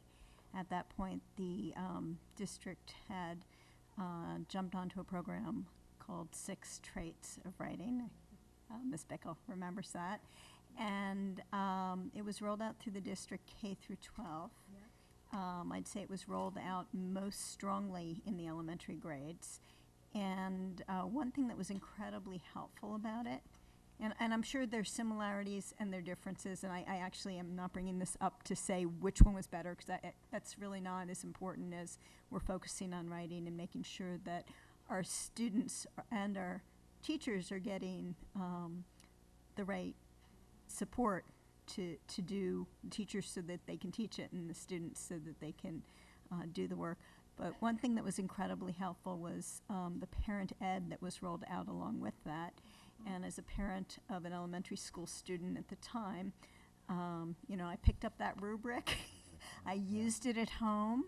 My daughter will tell you, she's in college now, so I think I can share this story without embarrassing her, that in 5th grade we had a month where she got a prompt every day at home because she was having problems with her writing. And we worked on using the rubric, 6-trait rubric, which then I realized was almost the same as the ERB rubric, to evaluate where she was having problems and work on that. And we started with talking through the prompts, so she didn't actually write, she was just thinking through it. And actually the kids in that video really reminded me of her, like, I used to just write the list of facts, and now I'm actually putting some detail in. And it was incredibly helpful. And I bring this up because I think parents can be great, particularly in elementary school, later less so, but particularly in elementary school, parents can help a lot if they understand the language and the things that you're trying to do in the classroom. And so as you think about the parent component of that, think about the rubrics as well. Parents want to know what makes good writing and what makes what they need to be focusing on with their kids. the plenty of parents who had whatever in their mind that they had problems with. So if they had problems with spelling, for example, that's all they'll focus on when they see a piece of writing. And that's not what this writing program is about solely, right? That's one little piece. So that's really important. Is this Teachers College program, is it K-8? I know we're doing it K-5, but is it a K-8 program? So we had a wonderful middle school report out today, but I wonder if there's some benefits that we could get from using some of the philosophy and teachings of Teachers College program for the 6 through 8 program, because it sounds like we're sort of forming our own program. And, we have a unified district and we're trying to get kids all the way through with common language, common supports, and consistency going up through high school. It could help dramatically. Is this something that you have talked about?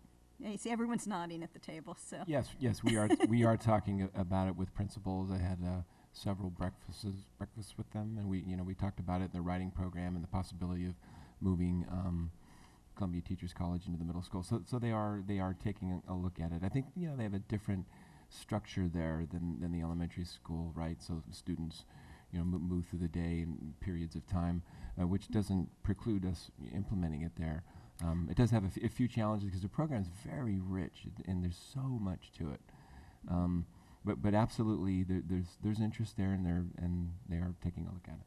I mean, things that have common rubrics, common language. Right. You're ready to learn the language in elementary school, just sort of taking it to the next level rather than having to learn a whole new vocabulary around writing. Didn't JLS participate in the summer institute? Yeah, some of them did, yes. There was a cohort. All 3 middle schools, members from all each middle 3 school came did last this year. summer. Okay, Yeah. that's what I thought. Yeah. The other thing that I really appreciated was hearing that young lady talk about different genres, learning how to write in different genres. I know that one of the things here that you sort of know is, your kid's going to write poetry. Your kid's going to write book reports. Then your kid's going to do some storytelling. And then in 5th grade, they're going to do some persuasive writing. And maybe they'll give a presentation. And what's so striking to me is it's almost as if each of these writing genres are separate. So they're not mixing and matching. They're not going back and forth from one to another. And it sounded from that young lady like the kids are going back and forth between different genres as part of this program. And in life, unless you are such a specialist that you only do one thing in your life, you're probably going back and forth between different kinds of writing. Do you want to talk to that? So one of the things that really stood out to me when I read Pathways to the Common Core, which is by Lucy Calkins and Mary Aaronworth, focusing on literacy development and Common Core, was how much narrative is the foundation for any genre. And that if you read informational text, if you read persuasive, the elements of narrative, the stories tucked in, how the newspaper story, magazine story unfolds depends on having a good foundation in narrative. So I think even though Teachers College keeps them very separate for students to be able to learn what are the features of that genre, there are a lot of overlapping skills and strategies that students do learn along the way. So, the kids can keep in their head what they're working on specifically and name some of the features, because some are more predominant in information than in narrative, or in persuasive than in information.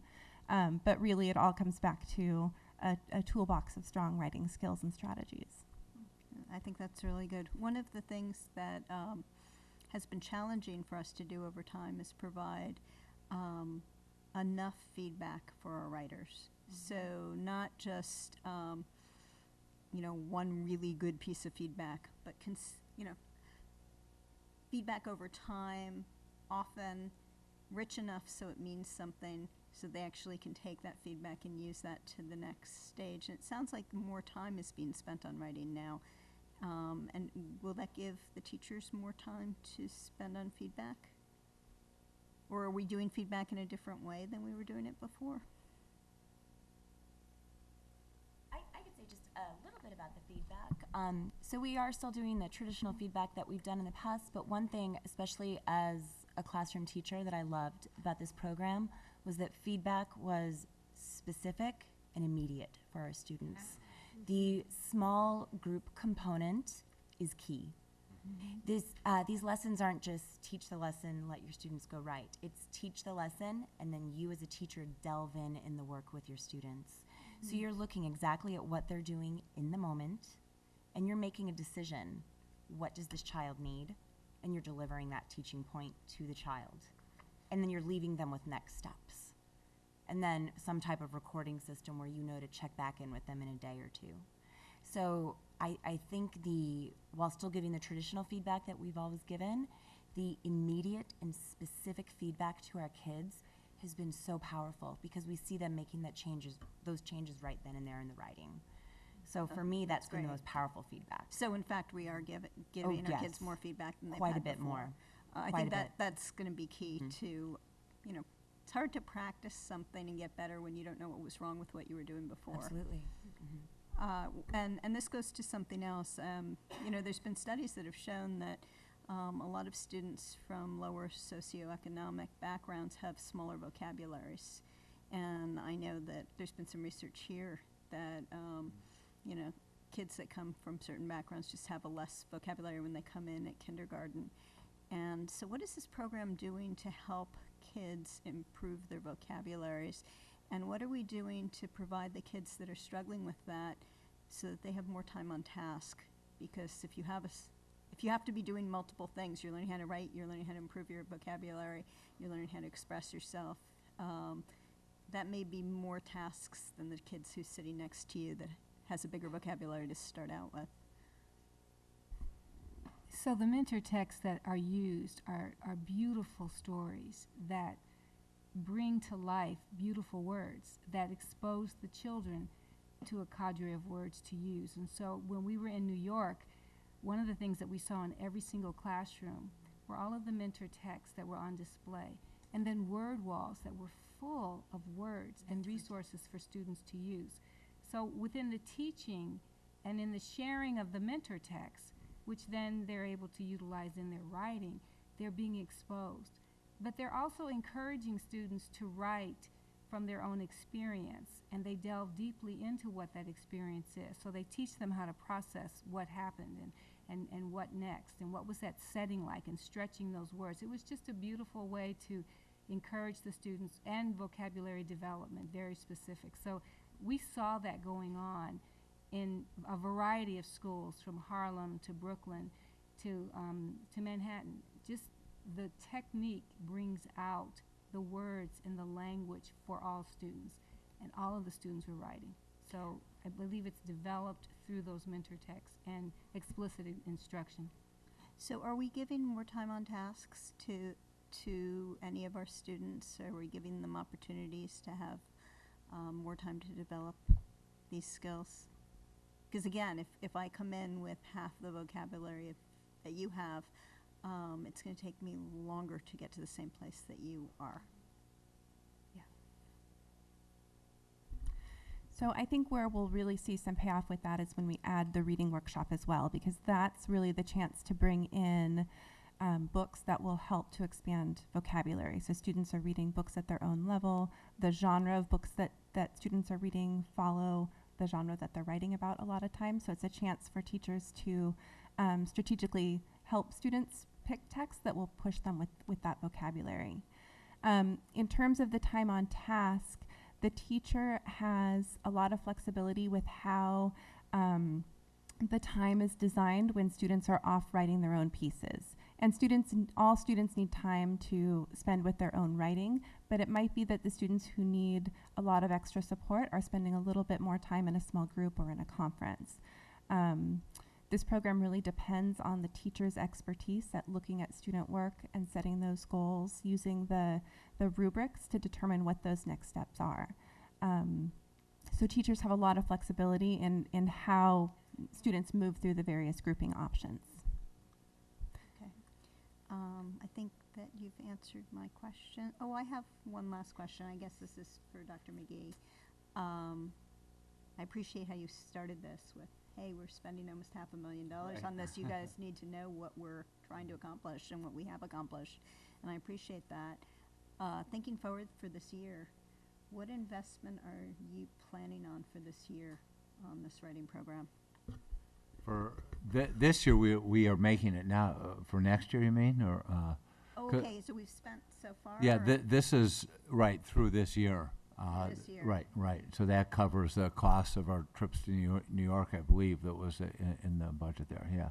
And do we have an anticipated investment for next year on this? I'm sure we will, but I don't know what it is yet. So we will be continuing this. I think this has been the major emphasis has been this year. We will have some new faculty members we'll have to include, and we can talk about where we go with the middle school. Did you have any thoughts about next year? I don't know how much you've talked yet, Charles, about next year. No, we don't have a hard number on that. I don't know if it's going to be less than it was this year. Well, one of the things that we do talk about is we have these anchor schools, which are great, and there's a cost associated with it. So what we'd like to do moving forward, we've talked about this, is building capacity internally. Well, we are able with our own staff and our TOSAs to be able to mirror that effort of having an anchor school without having to pay that amount to work with Teachers College, which is great, but we'd like to be able to see if we can do that internally. Yeah, it's a goal. At this point, we are not anticipating adding any staff, which would be a significant expense. I'm sure we'll have some more professional development, but that'll be part of the budget process, and we'll know more then. So I just can't answer that now. Okay, that's fine. Good. We have a card. Great. Meb Steiner, welcome.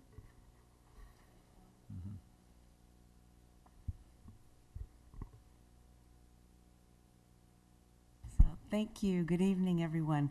First, thank you so much for an amazing presentation. I am so inspired right now.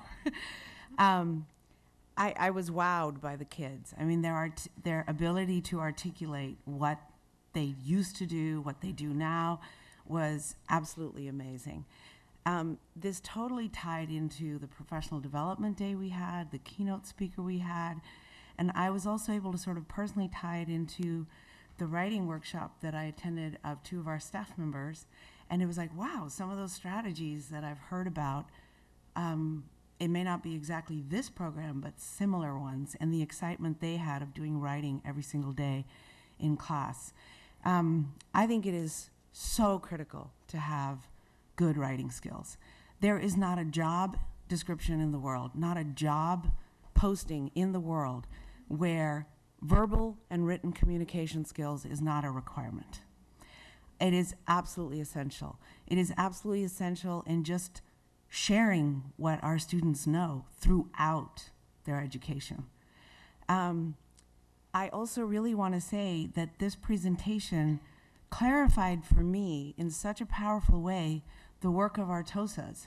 I mean, I know teacher on special assignment, but what does that mean? Now I know what it means. It's amazing. I cannot thank you all enough. It's truly amazing. And to hear the excitement across the teachers, the principals, the students is really, really exciting. To have this piece with collaboration, mentoring, training, and assessing it at beginning, implementing it. Now you've been trained, 100% would recommend it. 100% of all teachers, really? Have we ever had 100% agreement on anything? We are very, vocal and opinionated folks as educators. But 100% was amazing to me. What I also really want to, I guess, I like the idea of the next steps and all. I'd like to put out a couple thoughts here. One is what your consideration is of the training of aides, our para-educators, our gen ed aides, and also our special ed aides, because the program clearly allows for differentiation. I would love for all of our classified staff, all of our para-educators to have the same common language. Because as you walk around in classrooms, you want to be able to support the students in the same way and give them similar feedback. So I don't know if there are specific steps within the program for helping aides understand their role and also how they can best support. And also, for the parent workshop, I think that's wonderful. And I apologize, just a couple more if I could go over a little bit. Perhaps starting as a pilot program with our parent volunteers in the classrooms. We have some amazing parent volunteers, whether they come in for math or writing or science or whatever level they're supporting at. It may help us create a better parent workshop for our parents at large. And of course, it would be very helpful to have our parents have that same common language when they're helping out in the classroom. Meb, we've got to have you talk to Dr. Young. Yeah. So I would love to do that. So those were kind of the things. And the last little piece was if there's something specific in this program for teaching academic writing of subjects like science or math vocabulary, and how does one go about that? Okay. But thank you all for, wow, so exciting. And thank you for dedicating the resources. Yeah. So while the questions are fresh, would you like to comment on Ms. Steiner's questions about classroom aid support, parent support, etc.? I'd like to talk about the content, actually. As a 5th grade teacher last year, our 5th grade writing was, our informational writing was specifically focused on 5th grade social studies content. The same in 4th grade. And I know down in the other grades, like 2nd grade, for example, they focus on science content writing. So that is included. And academic vocabulary, key language, those are huge components of the program. And I remember teaching specific lessons to my students about how writers use words that historians use, how writers research facts like historians. And in 2nd grade, how science writers act as scientists when they're writing. This is what they do. This is the process they go through. So that is included in the program. It's a great part of the program. And in terms of providing some opportunities for our classified staff, our aides, classroom aides, to learn, that's absolutely on the to-do list. We'll be rolling out some opportunities this year for sure. Part of our building capacity will be getting not only TOSAs, but some teacher leaders to help to design some of those workshops as well. Good, thank you. So I have a couple of questions. You can sort these under the what support could you use from the board category, to piggyback on Ms. Emberling's question about TOSAs. So first of all, Christine, thank you for lending your classroom skills to the district, as do all of the TOSAs. Could you help us understand a little bit now whether under the literacy umbrella as a TOSA you are also responsible for reading and the writing, and what your daily schedule looks like? Sure. Or what not your daily schedule so much as what is your key role? Sure.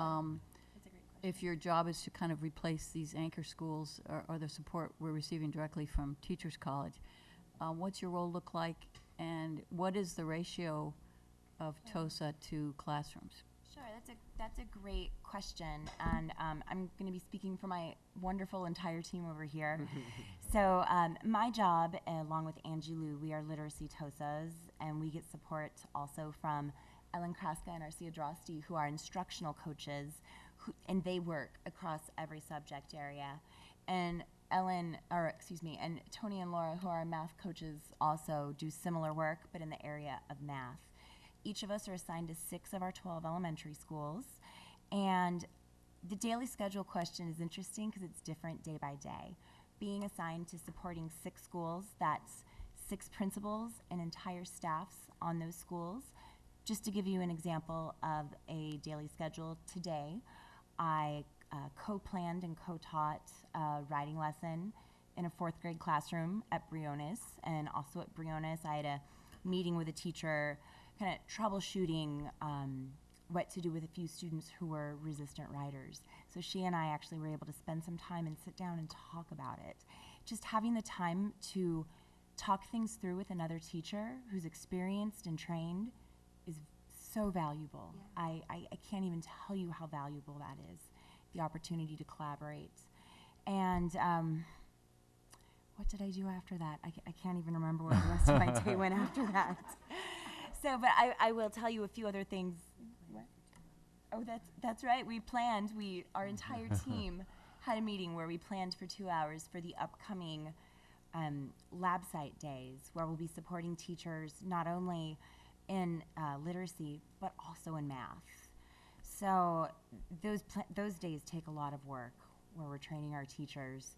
So a lot of it is, especially with the new writing program, it's modeling what these lessons look like for teachers and planning and looking at student work together. That's a key part of it too. Really looking at student work and helping teachers compare student work to the rubrics, to the checklist, to the grade level progression. And on the progression, it's wonderful. We can see this is where 5th grade writers should be, and this is where our writers are now. What are we gonna do? What are our next steps then to push them to where they need to be? And for some of them to push them even further, for those kiddos that are ready for that. So that's a lot of our role. It's different every single day, and it's wonderful. I feel very fortunate. I spent 12 years as a classroom teacher in Palo Alto, and I was supported by many wonderful TOSAs. And now I feel so fortunate that I'm able to give back along with my really talented and supported team. And is the support structure based on outreach from teachers to you, or is there a certain amount of time that you schedule at each school? How does that model work? How does the structure work? It works on different levels. So they also support, in those 6 schools, they support those principals. So they meet with the principals and they talk about strategies, and they go to leadership team meetings. They provide targeted support when teachers approach them, because we really want the teachers to solicit the help. They work sometimes in the staff lounge, and a teacher will see them and say, oh my gosh, I had a question, I'm so glad you're here. They do office hours at the sites so that we announce, TOSAs are here, if you have any questions, come and see us. So the support is just so varied and yet so deep. They're available to problem solve, design lessons, telephone calls. I know many of the math TOSAs go in the morning, and then they're there in the afternoon. They're trying really hard to meet the needs of the teachers, but the teachers solicit the help from them.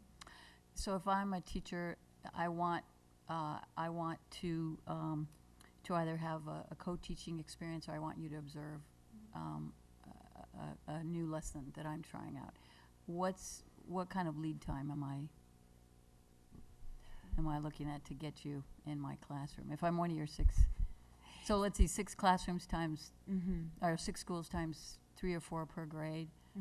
And that's a great question, and it's when we have an opening. 24, Usually 200, I mean, that's a lot of classrooms. Oh, it is. It definitely is. And when a teacher contacts me, typically, I can make time to meet with that teacher within a week or so, roughly, give or take a few days each time. But, I mean, roughly within a week. If teachers email us, we're there with responses in 24 hours to schedule something. And it's also scheduling around the teacher's schedule, too, more so than ours sometimes, because the teacher's schedules are so impacted. Yeah, exactly. Well, there's this momentum and this wonderful investment, and Dr. Bickle, I think this couldn't have been possible without That's for sure. you coordinating this at the district level.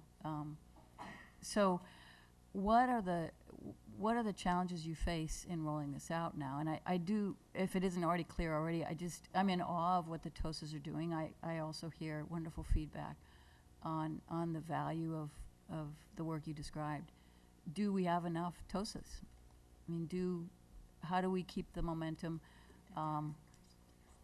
How do you sort of replace these anchor schools with homegrown TOSAs? Of course, you have to say, oh, we need 20 more, A right? loaded question. So we did see another model in New York where there were additional supports at the sites that were highly successful. There's a monetary piece to that, and yet the value of having teacher leaders at a site and having a coach there at that site, 3 or 4 days a week dedicated, we saw the value of that. We saw it in the writing and in the outcomes of these students. So, do we have enough? We're doing the best we can with what we have, but absolutely, there's always room for more. Let me put it this way. So is there a teacher's college model? If the ratio here could be up to 1 TOSA per 150, 200 classrooms, what does teacher's college say is kind of the model, perhaps in the site you visited? Give us just an idea. So they specifically put me in a site that was pretty much similar to Palo Alto in terms of resources. The other principals and teachers and TOSAs and reading specialists went to other sites that were a little bit to really show what was possible, I think, in terms of those possibilities of student growth. They did have more. They had more resources. They had more staffing. They had coaches who were in the classrooms every single day. So it was that guidance and that on the spot and then the meeting piece. They weren't pulled in so many directions. So I guess just to sum it up from a board perspective is, can we anticipate, Dr. Young, some recommendations just on kind of optimal staffing models to keep this momentum? And there will be new teachers coming in, of course, and I'm sure that there'll be continuing value to utilizing teachers college and such, but I think it would be useful to have a recommendation. And we have second interim budget coming up within the next month, and it's budget development time before we know it. So anyway, thank you so much. It was a very informative, exciting. We can feel the energy, and thank you all for taking their time to be here tonight. With that, unless there are any other questions or comments, okay, we will. Great job. Thank you, Dr. Young. We will go on to another information item, our last information item for the night, which is the Office of Civil Rights update. This is the update we promised to provide on a monthly basis to the public until all of the OCR cases are closed. So without further discussion, I'm going to toss it over to Dr. McGee. Great. Thank you so much. So in keeping with the spirit of the 5th board goal and our commitment to proactive, open, transparent, and frequent communication, we are providing an update on the Office for Civil Rights cases and summarizing legal expenses. As Board Chairman said, this item is being presented for information and not for action. Before turning to the legal expenses, I would like to make 5 observations. Since 2011, decisions have been made, funds have been expended, and actions were taken. And you know what? Nothing can change that. So as adults, we can choose to live in the past or learn from the past. We can choose to live in the past and perseverate and rehash and point fingers and cast blame. Or we can learn from the past. We can participate in the important work of making our district vision a reality, achieving our district goals, and making our great schools even greater. Second observation. Since 2011, the Office for Civil Rights has opened 11 cases in our district, primarily related to allegations of student-to-student harassment or compliance with Section 504. Of these 11 cases, 3 were closed based on jurisdiction or an independent resolution. 4 were completed with OCR's final determination that there was insufficient evidence for findings of noncompliance. 2 resulted in resolution agreements that led us to make important and beneficial changes in policies and practices. And 2 cases remain pending to this day. The third observation. As our school district has policies and administrative regulations, the Office for Civil Rights has a case processing manual. The Office for Civil Rights has not always followed its own guidelines or timelines. The board prepared a set of recommendations that have the potential for improving the OCR case processing practices. We are neither fighting with the Office for Civil Rights nor lobbying the Office for Civil Rights.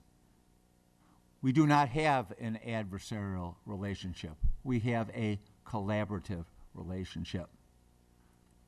When one lobbies for something, one works hard to change an outcome, to influence a decision. We are not lobbying for any outcome. We are not lobbying to change any decision. We are not lobbying to change or impact or influence any pending case.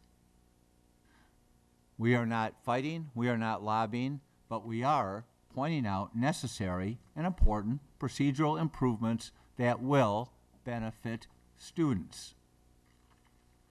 The fourth observation, there were legal expenses, and you'll hear those in just a moment. These were not frivolous. They were deemed necessary at the time they were incurred. So the way I see this, and I wasn't here at the time, but I'll tell you the way I see it. I see this as analogous to experience that some of the individuals in the audience, whether they're here tonight or the viewing audience, may have had with another federal agency, one of which we are all too familiar sometimes, the Internal Revenue Service. And I would suggest that anyone who has been contacted by the Internal Revenue Service and are faced with an audit, any organization, any individual is most likely to seek professional advice before engaging with the Internal Revenue Service, whether it's legal advice, accountant advice, or the advice of some other professional. It stands to reason then that organizations would do the same when faced with complaints from another federal organization. 5, legal expenses resulted in and advanced some positive outcomes. These include high-quality staff training and development and a set of exemplary policies to prevent bullying, to prevent harassment. Legal expenses were also necessary in that the district was operating in uncharted territory and needed legal advice in responding to potential litigation that potentially could have cost the district and the taxpayers millions of dollars. The district needed legal advice in supporting staff in addressing a significant number of Public Information Act requests that required long hours of redacting personal information to protect individual rights. Moreover, legal counsel was needed to address problems with the Office for Civil Rights investigative processes that appeared out of alignment with their case processing manuals. So that's it for the 5 observations. Let's turn to the legal expenses. So we're presenting amounts spent since the filing of the first case in September 2011 in 4 large areas, plus the development expenses incurred in the development of the resolution approved on June 17th. Please note that these legal expenses are not inclusive of several hours of staff time, especially regarding the Public Information Act request. So I'll present the expenses in ascending order. Number 1, the first bucket, training for our staff. And this includes development of materials, conducting workshops and training sessions, and clarifying follow-up questions. Total of $6,396. This next item is, again in ascending order, is the cost incurred in the resolution. Drafting the resolution, representing, coming to the board meeting for representation, and preparation for the board meetings. So this is not a separate bucket. This is just in response to the question about the resolution. $22,200. Legal assistance in response to Public Information Act requests. Again, this is just legal expenses, not staff time. $24,007. The third bucket, policy and procedure development. This includes the preparation of policies, administrative regulations and procedures, researching and resolving apparent differences between state and federal requirements, developing an exemplary uniform complaint process, and materials to disseminate these and the like. Cost of $40,765. And the final bucket is the largest. All other legal expenses related to individual OCR cases, including all aspects of representing the district in cases, including communications with OCR, staff and board, preparation, review of data request, representation during interviews, legal research and evaluation of file information, and assistance with communications. This is a total of $273,077. I'll save you the time. The total since 2011 has been $366,445. So again, it is important to note that these legal expenses were not frivolous and were deemed necessary at the time they were incurred. They resulted in some positive outcomes, including high-quality staff training and development of a set of exemplary policies. As I said, legal expenses were necessary and the district was operating in uncharted territory and needed this legal advice. But we will conclude by looking ahead rather than dwelling on the past. Our primary goal is to reduce the number of OCR complaints to zero by encouraging and supporting anyone with a complaint to work directly with staff and or through the uniform complaint procedure. Our entire staff, our entire faculty, our entire leadership team, our entire board are all committed to resolving concerns collaboratively, fairly, and promptly. That said, if OCR complaints are filed in the future, legal support may be necessary and may not be necessary. Ideally, we can reduce the cost based on past experience and reach resolution more effectively and more efficiently. So in closing, I am pleased to reiterate that the most recent case that was filed with the Office for Civil Rights on August 21st was closed before October 1st. It was closed because the family and staff worked together collaboratively, and as a result, we not only helped the student, but we also made some important modifications to our own processes for tracking the 504 plans of new students and communicating 504 plans and IEPs to test proctors. Also, we have sent a letter to Secretary Duncan that ideally will enable us to make respectful suggestions for making some of the OCR processes more efficient, effective, and timely. The letter's in the packet. You can read what it says. To quote, "We would welcome a meeting to answer any questions and to discuss specific ways that our agencies can work together more effectively to strengthen practices to ensure student safety and inclusion." People may read these words differently, but these words and the other words in this letter are not fighting words. We are not fighting with the Office for Civil Rights. These words are not the words of lobbyists. We are not lobbying the Office of Civil Rights. We do not desire to have any adversarial relationship with the Office of Civil Rights. That does not benefit students. We do not desire to change any past outcome or impact any pending cases other than to have them resolved as soon as possible in conjunction with OCR's own operating guidelines. It is in the best interest of all our students to get these cases resolved quickly, effectively, and fairly. So what we do desire is to ensure that all Palo Alto Unified School District students, staff, and families, and frankly, for that matter, students, staff, and families everywhere have their civil rights preserved and protected. We cannot change the past, but we can make sure the future is bright for each and every one of our students. Thank you. Thank you, Dr. McGee. I have one card on this. This is an information item. So would the board, okay, a couple more. If you'd like to speak to this issue, please feel welcome to fill out a card quickly. All right. First card is from Zev Werman, followed by Karen Gibson, followed by Ken Dauber. Welcome. Thank you. Good evening. I have never spoken to you officially on this issue, and I'm pleased that I have the opportunity now to do it. Early on, when this whole thing started, I was very upset at the way the district treated this complaint. I conveyed it to some of you that I found it defensive and obfuscating.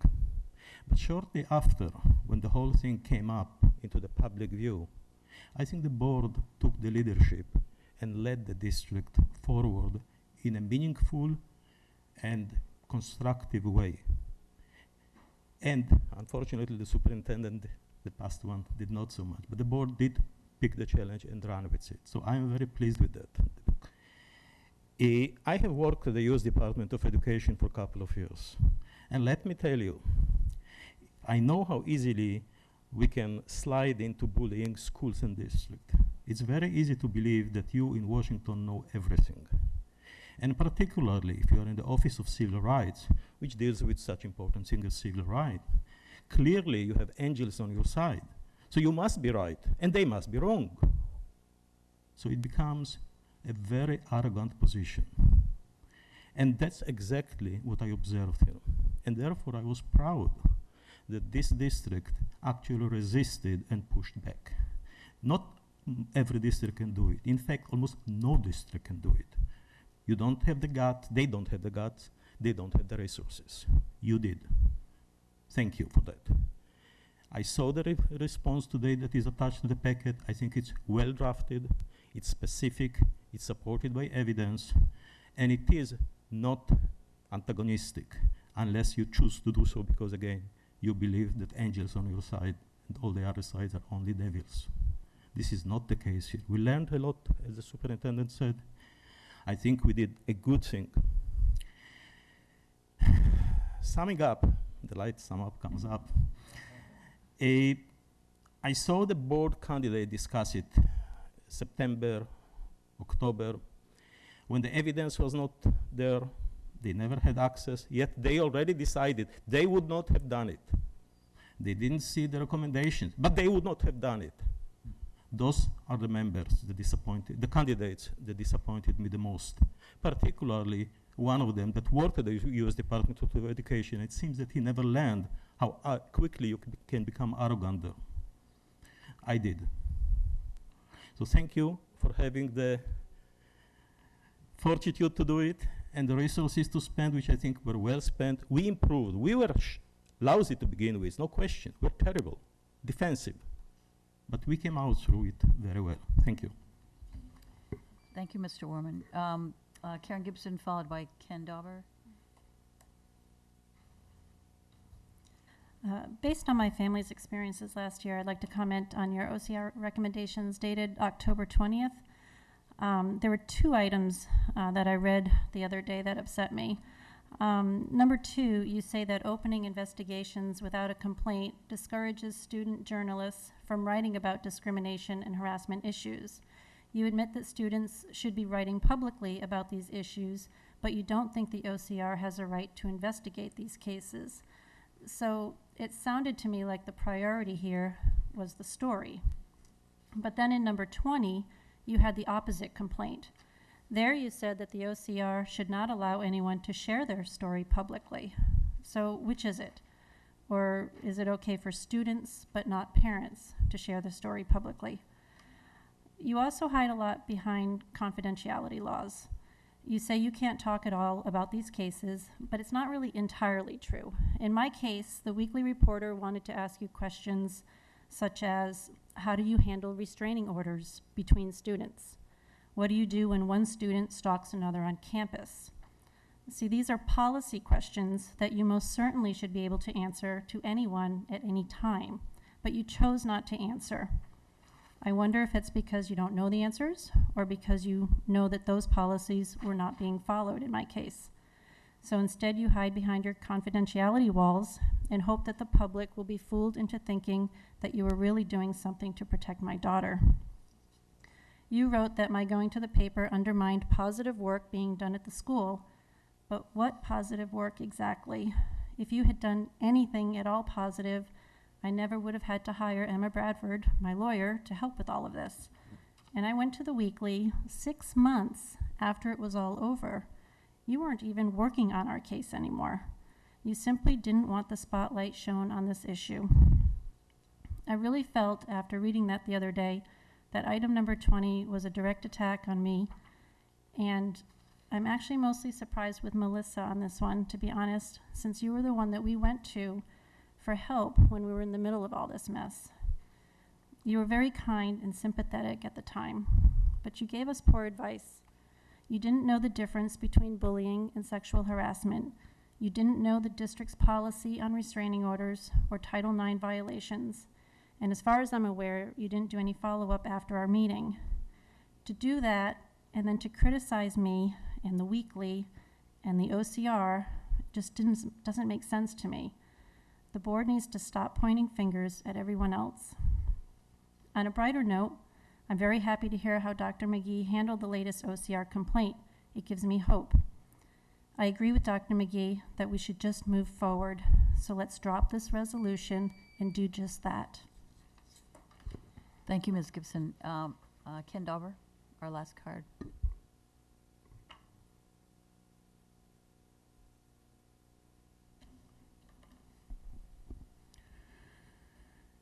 The job of the school board is to put students first. What does that mean in relation to this OCR issue? I think putting students first means today what it has always meant, that we should focus on how best to improve protections for our students and to treat feedback from the federal government as an opportunity to get better, as we have with our bullying policy. That's why so many of us have so consistently urged a policy of cooperation over the last 2 years.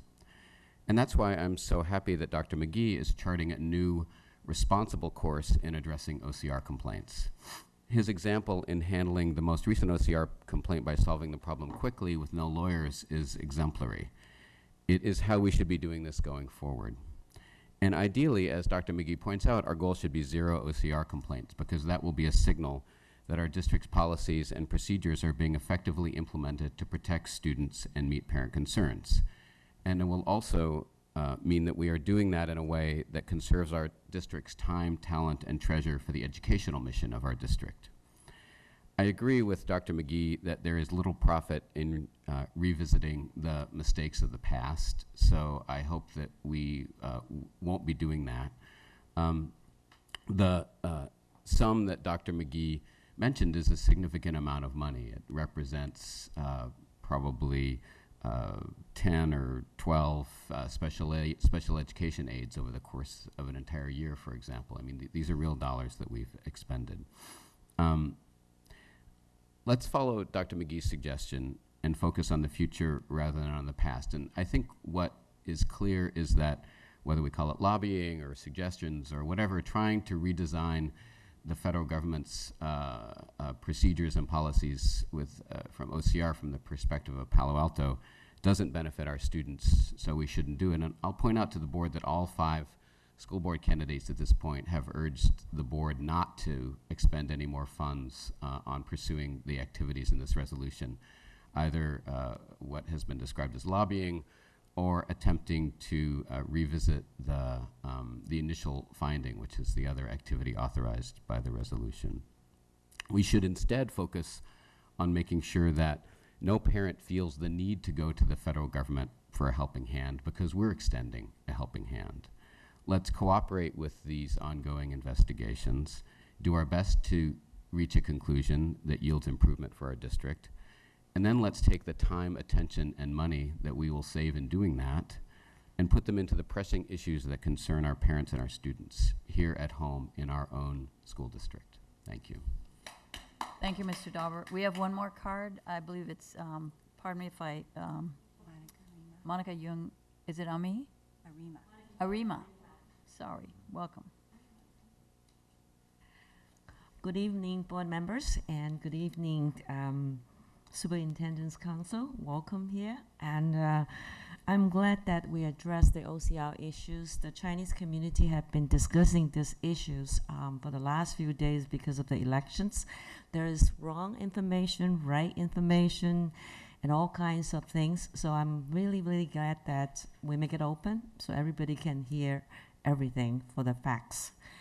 And my son is already graduated from high school, same level, I think, with Mr. Dana Tom, my son. So I don't have anybody in the school district anymore, but I'm just doing a lot of volunteer works for the Asian parents. And one thing I wanted to just mention is if the school can, or the school board can do anything to help out in the future to reduce the stress of the children that we have, that would be, I think, probably a very good goal, and build more harmony among students of differences. That would be thoughts that I have for our future for the school district. Thank you. Thank you, Ms. Jung Arima. That is all our cards. Again, this is an information item. It's an update. We'll have updates, I think, still once a month until all the cases are closed.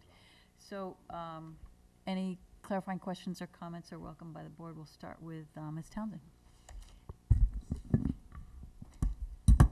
No, I just thought that was a great report. Thank you, Dr. McGee. And certainly I have been to, I'm going to repeat it again, I was at a National School Board convention and also at a local event a couple of years ago where there was an encouragement, instead of parents coming to districts to resolve differences, there was encouragement to go to the OCR. And I'm hopeful that as we have now, that the first place that you start is when you have issues, that you go to your classroom teacher.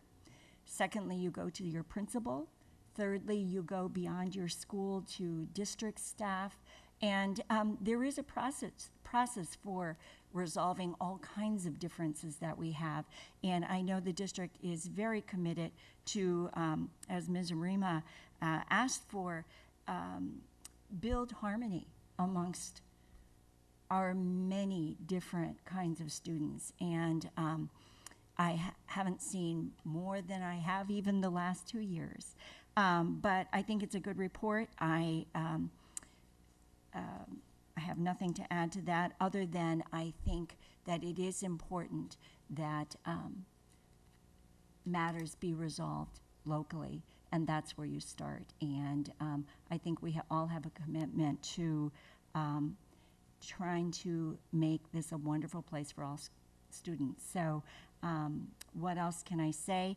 The Office of Civil Rights, the Palo Alto School Board, and every other school board out there, we're all individuals. The young people and the professionals that work at OCR aren't unlike the people who work for our government. We're all governments, we're all people, and we all make mistakes, but we are all hopefully on the same page, and we all hopefully attempt to do better. And I think not only the resolution, but the facts as laid out in our report today reflect that we are all people and we all can get better, and the organizations that we work for, there will be more credibility behind all of our efforts if we correct where we haven't done best. So in that spirit of cooperation, collaboration, I think that we will work better with OCR in the future and other school districts out there as well. So thanks so much.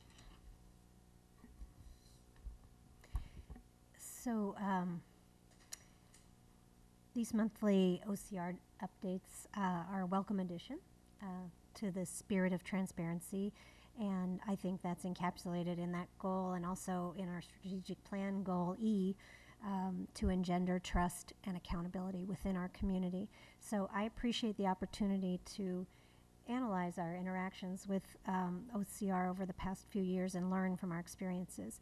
I think sometimes when a controversial issue emerges, you're very enmeshed in the day-to-day or month-by-month interactions, and it's hard to step back and look at the big picture. I think hindsight is 20/20 is an expression for a reason, and I really appreciate that and commend my colleagues, Ms. Mitchell and Ms. Baton-Caswell, for taking time to put together this comprehensive document of recommendations outlining our issues and concerns with the process of working with the Federal Office for Civil Rights to benefit all students in our district. So Thank you for that. And I appreciate the responsiveness of Dr. McGee as well to questions raised in the community about these issues, and particularly, today about the costs of compliance around OCR investigations. So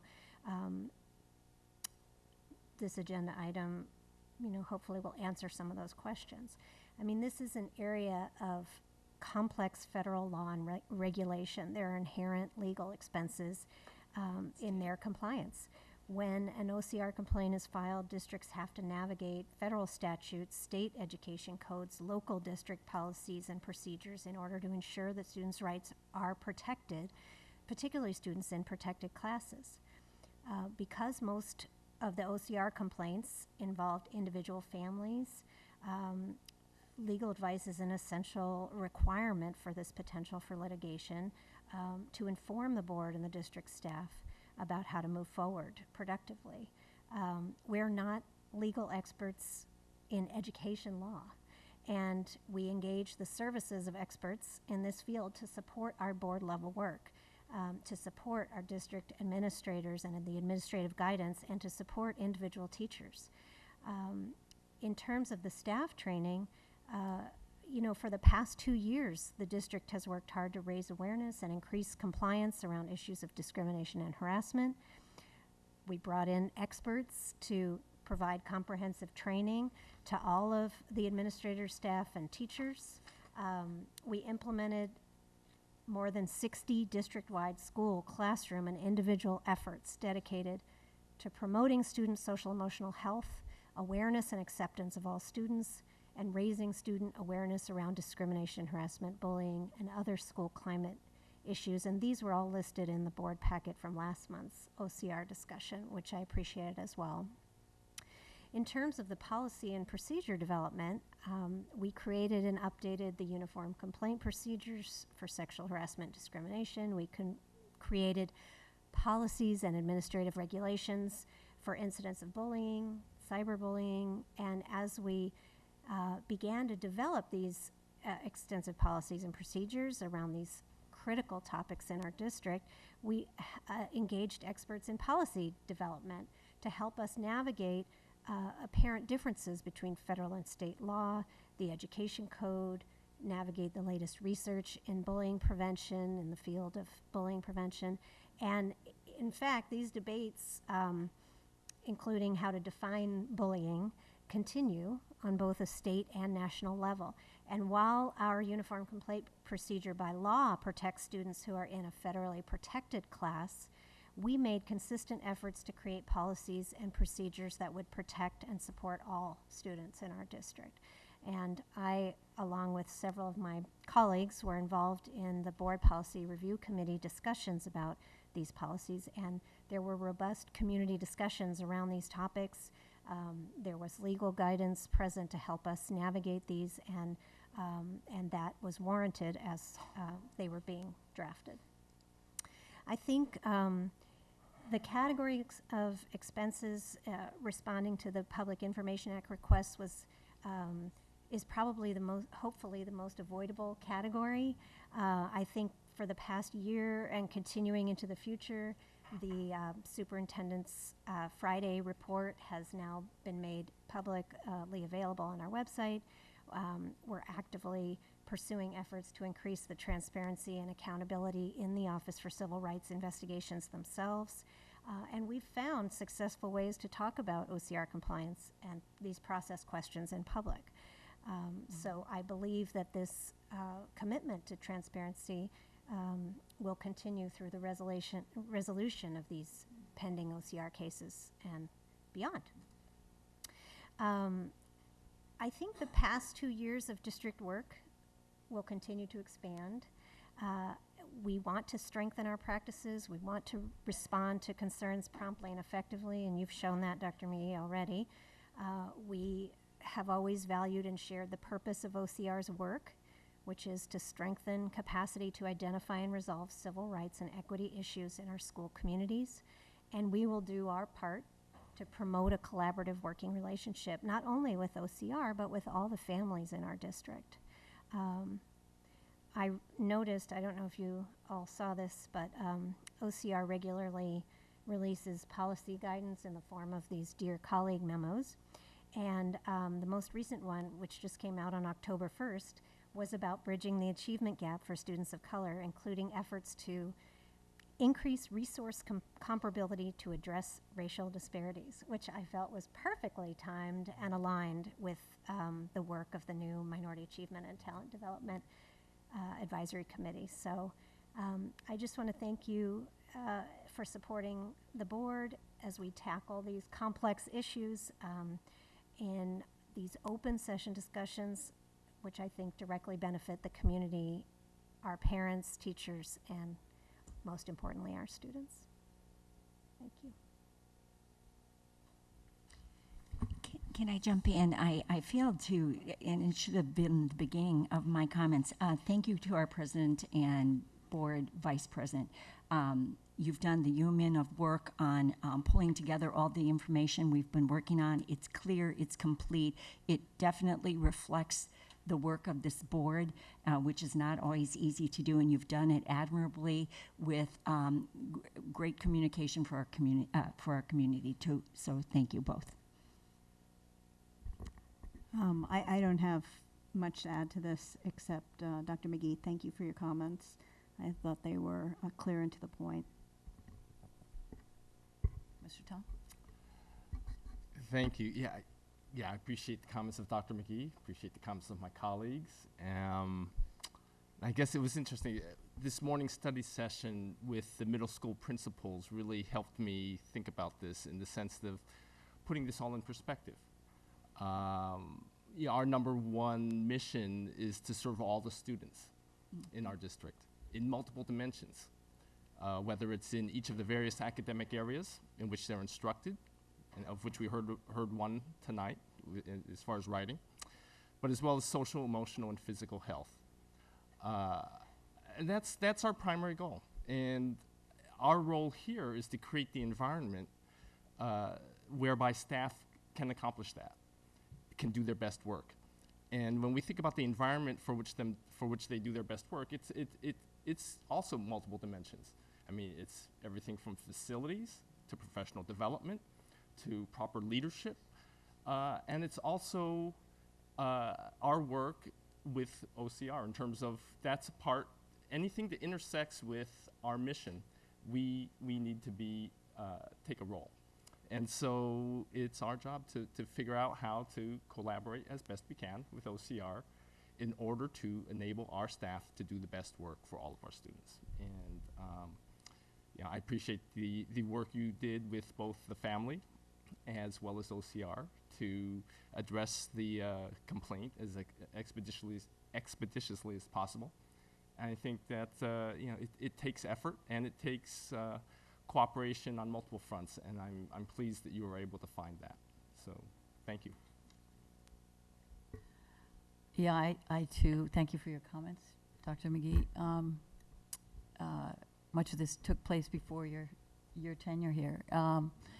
And I too appreciate your efforts to resolve the most recent case in such a timely manner, as well as complimenting OCR for their support in making sure we could do so in a prompt manner. You know, as complex and as important as these issues are, I think the largest takeaway for me is the fact that as much as we have in common around these values of ensuring equal access to public education and ensuring civil rights protections for every student in this district, I wouldn't have guessed, I wouldn't have predicted that this would have been such a difficult patch for us as a school district, because there is such a common interest and commitment to that. That's not to suggest, again, that we do everything perfectly, but I think the highlight of Dr. McGee's message tonight for me, and I think the board and all of us, aside from moving forward, is we want parents to come to staff and let us know if your children are experiencing anything that upsets you related to civil rights or equal access to educational opportunities. So the common interest there, I think, can override the challenges that we face in some of these complex cases. But I think there isn't one of us that wouldn't have preferred to have spent the $300,000 plus in the past 4 years to pay for, and that would have paid for a teacher. And we need help from the community to change that dynamic going forward. Please come to us if you're not satisfied at the level Ms. Townsend pointed out, at the immediate classroom level, the school level, the district level. You know, bring it up the ranks. We have a complaint procedure as well. It's a much more effective and cost-effective as well as effective process for resolving these local issues. So with that, I thank the board. I think unless there are any other comments or questions, we have one more card. Okay. Thank you, Dr. Young. We have one more card. Andrea Wolf, welcome. And I might have something more to say too. Hi. I'm really confused. I completely agree about moving forward, and I think that Dr. McGee has moved forward in terms of the way he's handled complaints that have been made since his tenure started. It feels very disingenuous to me, Ms. Townsend, that you would say that you should start first with the teacher and then with the school administrator and move on up that way and not just go directly to the OCR, when none of the families who made their complaints did that. I mean, there have been articles in the paper. I've talked to some of the families. Nobody started out by going directly to the OCR. People did talk to their teachers. They did talk to their administrators. As Karen just pointed out minutes ago, she talked to Melissa. So I'm so confused. I've been following this topic since it came out that you had been found out of compliance with the OCR and that none of you even knew. So I don't understand how we move forward without understanding what happened in the past. And I don't understand the new advice, because you seem to be saying that had people just done this in the past, that none of this money ever would have been spent. And that is what families did in the past, and the money did end up getting spent. And as I've spoken repeatedly here, the community is not behind spending this money. These are our taxpayer dollars. All 5 of the school board candidates have said that they would not want any more money going towards this. Most people are not in favor of the resolution. While the resolution may have only cost $22,000, that still is $22,000 that could have gone directly to student support. In some way, we could have supported very high achieving students. We could have supported very low achieving students. We could have split the difference and spent $11,000 on both groups. But that didn't happen, and now you're sitting here acting as though nothing you said in the past is relevant now. And that just doesn't seem fair. It doesn't seem fair to families like Karen Gibson and her daughter. It doesn't seem fair to Mary Elena's family. I mean, there are families all through the district that have done the very things you've spoken of tonight and were not given good service by the district. So I would just like to reiterate, the goal here is to serve the children, not to make the parents jump through hoops. And the community is not behind the spending of this money at the level at which you have spent it. Thank you, Ms. Wolf. We have one more card from Christina Schmidt.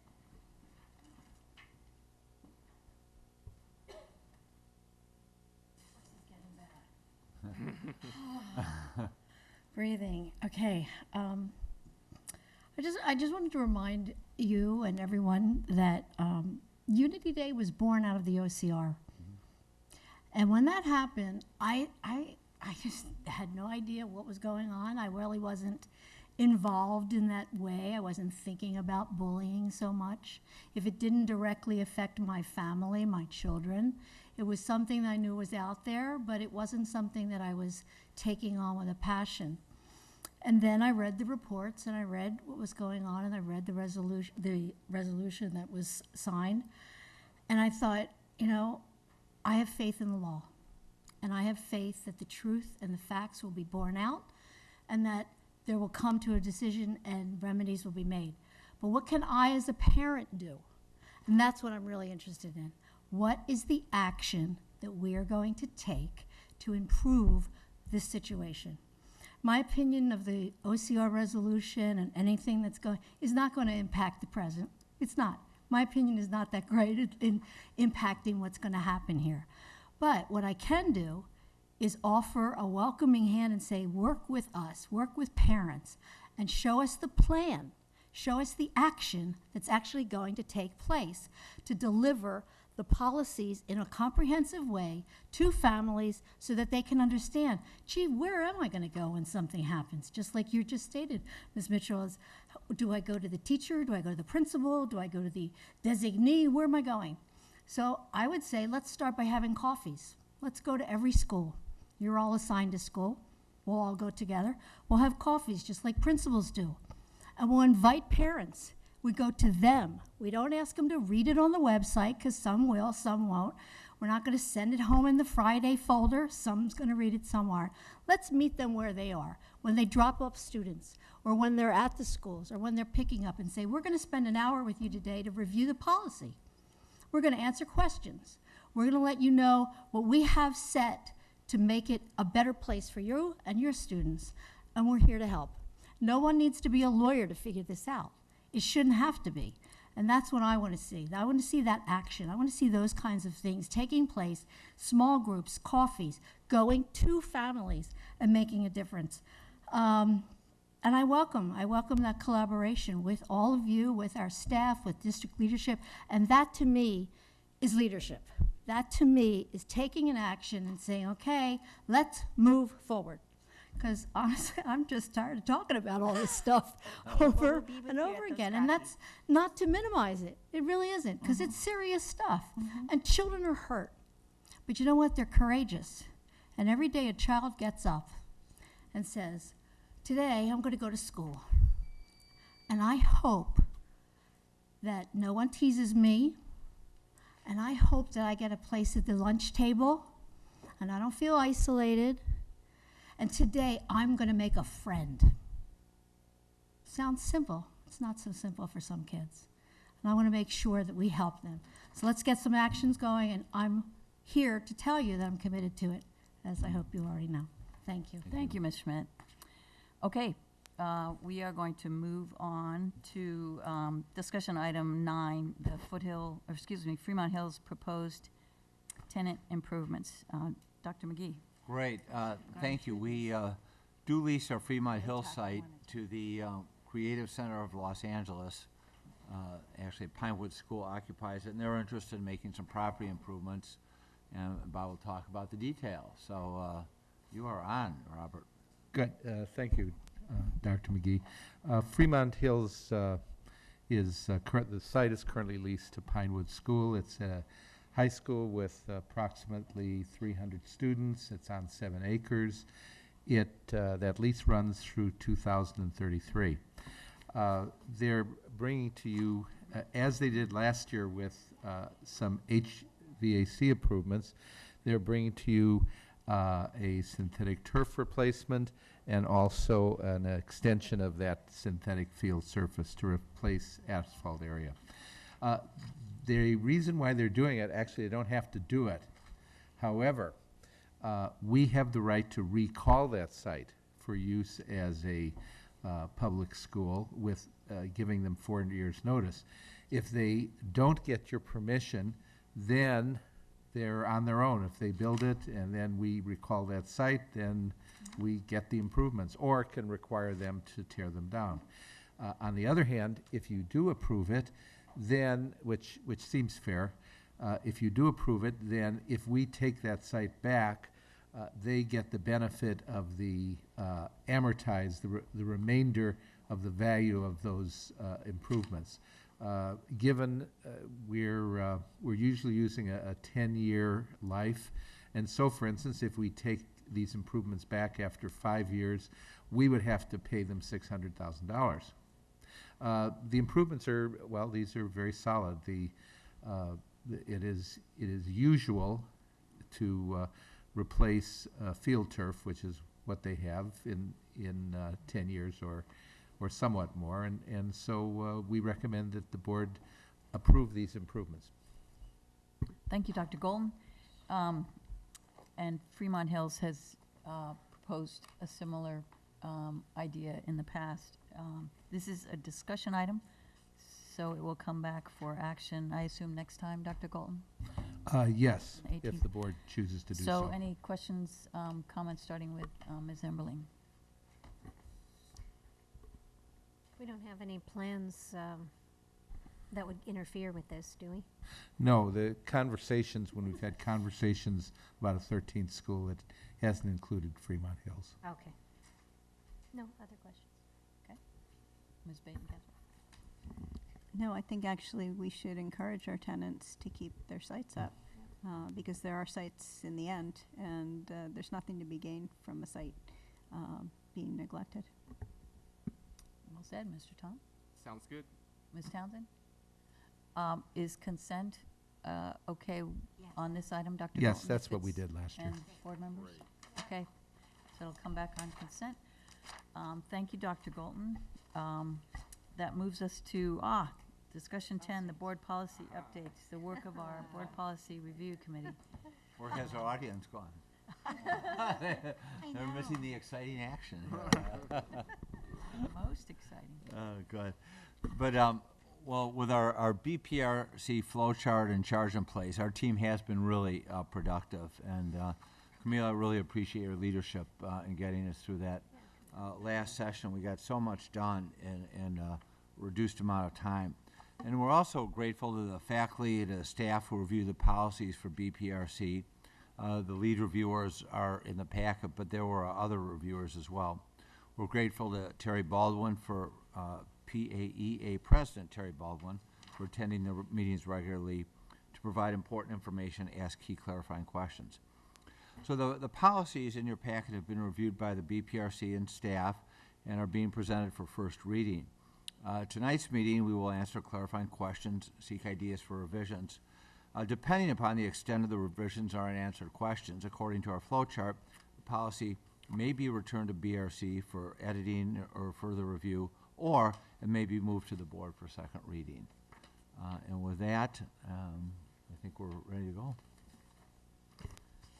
So, Chair Townsend, is it most efficient to go through these individually, or do you want to highlight? I noticed some of them involve just standard language from CSB, others involve some changes. Assuming we've read them all, are there points you'd like to make, or how do you want to proceed? Well, that's a good question. Are there, well, let me ask this. Do you want us to, are there any key questions that people have ahead of time? Otherwise, we can quite quickly go through some of the initial ones. And are there any burning questions of a particular one? Because I know Dr. McGee will talk about the conflict of interest at the end. That's one that has That's a separate that's a item. separate one. Yeah. Oh, okay. Ms. No, so let's. Baden-Caswell, maybe. So I would suggest that you stay at a high level and go Okay. through each one of them. I've got a couple of detailed questions, but they're not as important as the high level. Well, I don't even know that we need the high level. I mean, I read them. I just have very specific questions on just a few things. I don't know. Mm-hmm. All right. So citizen advisory committees. If there are no questions, I don't have anything to add. Oh, I'm sorry. Community What? relations, So- you mean, right? Community relations. Skipping already. Oh, skipping already. There we go. That's very efficient. Any questions on that? Any questions on that? Otherwise, it's pretty, it's a 4-paragraph. Right. That will come back, Right. to the board. Yeah, and so let me, at the very top, it says was adopted by the Board of Ed in January and immediately marked for review. We don't know why. Some of these, somehow they got marked for review, and so we're just doing cleanup. Some Right. may have been marked for review because they did not necessarily reflect what our local rules were before. So we're taking that second look and trying to clean it up. So that's that first one, okay? I believe that the second one is the same. And let's see, school-connected organizations, 1230. Community relations. That was the same. Fundraising. Certificated personnel reduction. You can see some recommendations on number 5 being stricken, reflecting. Go ahead. No, jump in. No, you do it. Go. Because it's only for revenue limit districts. Right. Right, so we tried to make it, Okay. right. Any questions from anyone? Good? All right, good. It was clear. All right, so what are we on to? I have Oh, one seniority. very specific thing. On page 3 of that board policy, Yes, on the second to the bottom paragraph, when layoffs become it says necessary. when layoffs become necessary pursuant to education code. Then it says as specified in item 5 above, but you had deleted 5. So I think you should just delete that as specified in item 5 because it's as pursuant to the education code.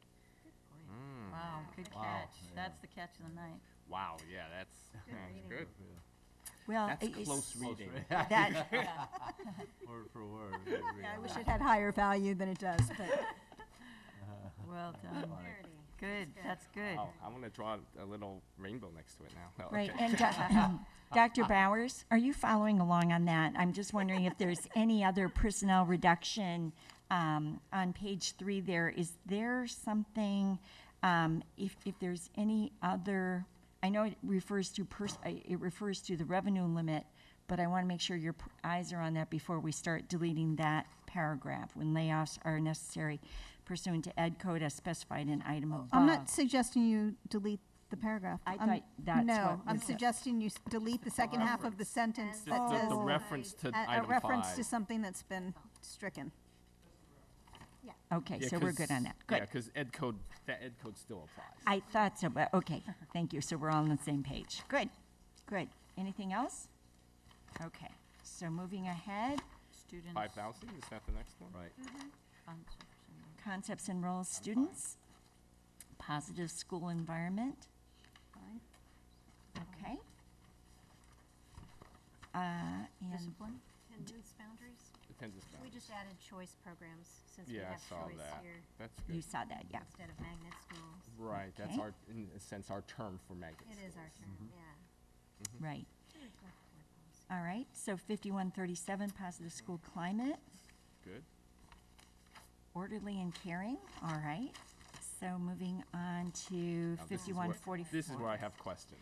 And this is where Ms. Emberling stuck her teeth into this one and chewed on it, and she's, so I'm going to let her take the lead, okay? Why Ms. don't you Emberling. just go ahead and start with your questions? Okay, so yeah, what caught my attention was whenever I saw the shalls, basically, is what I was looking for. So on page 2, the last paragraph that isn't strike through, okay, so it says, let's see, the part that says the board at an open meeting shall review the approved school discipline rules for consistency with board policy and state law. It's very unclear to me when and how often the board Okay. shall review the approved school discipline rules. So I don't know whether Right. Is there that's whether it's better to be clear. Is it annual or not? Or it almost sounds like you could say we did it once, and if it doesn't change, you just let it sit. But Need to find out? Well, and it is, or what was? it's what optional, did she- so that's the shall, we thing, it don't was usually optional, have so I shall. was sort of surprised. I'm not sure how that, usually we strike shall. I don't There's have a clear actually a number of recollection. shalls in this policy all the way optional, through. with Even in the administrative regs, there are a Yes. number of shalls. I saw, I was. My apologies for, usually I try to strike those, and I just can't even remember when we went through this, our conversation around that. So we always I put don't think we may. brought it up. I don't remember bringing up the shells, do we? My preference is, myself is always for may, and this Well, is especially if it's optional. an optional. Yes, Can we we strike- send this back, or do you want Sure. to strike it, or do you want to send it back to BPRC? Let's see, before our next meeting, let's see, we hope to have one more meeting before November next. 12th, right. November 12th, so we. Well, no, well, for that shall. one, for that paragraph, it's just that one sentence. Which one? The second sentence about the board at an open meeting. You know, I actually would, since you haven't taken a look at this, I suggest you go back through, and if there shalls here, then there probably needs to be a reason why it's a shall rather than a may. I agree And with if you. it's shall, That's there what I need mean, to be needs a little bit specific. looking to Yeah. see there might be something behind it that I'm not seeing, but, because I agree with it you. is referring to an ed code, but it's an optional, so I don't, Mhm.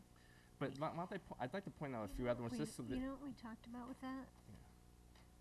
Are you talking about the beginning of each school year? That's No, there's that's a another separate one. question I have.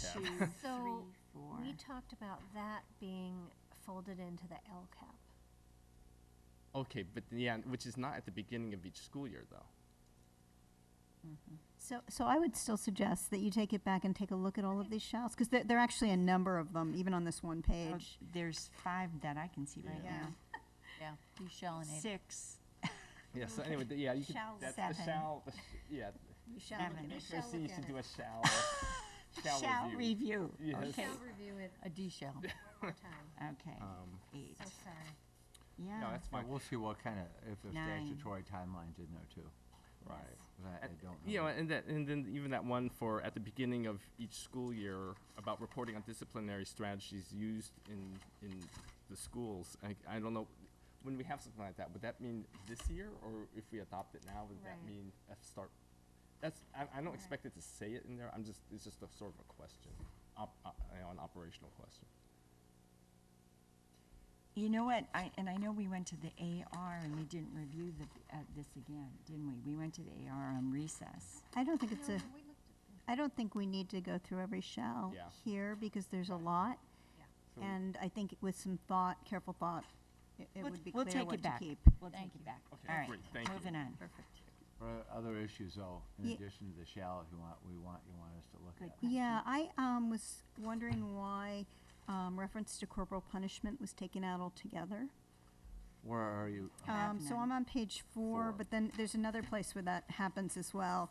In the board policy on page 4, all references to corporal punishment have been No, stricken. that shouldn't be, no, we have And no. the same under the AR, they've all been stricken as well. And certainly, we're not in favor of corporal punishment here. So I do think actually we,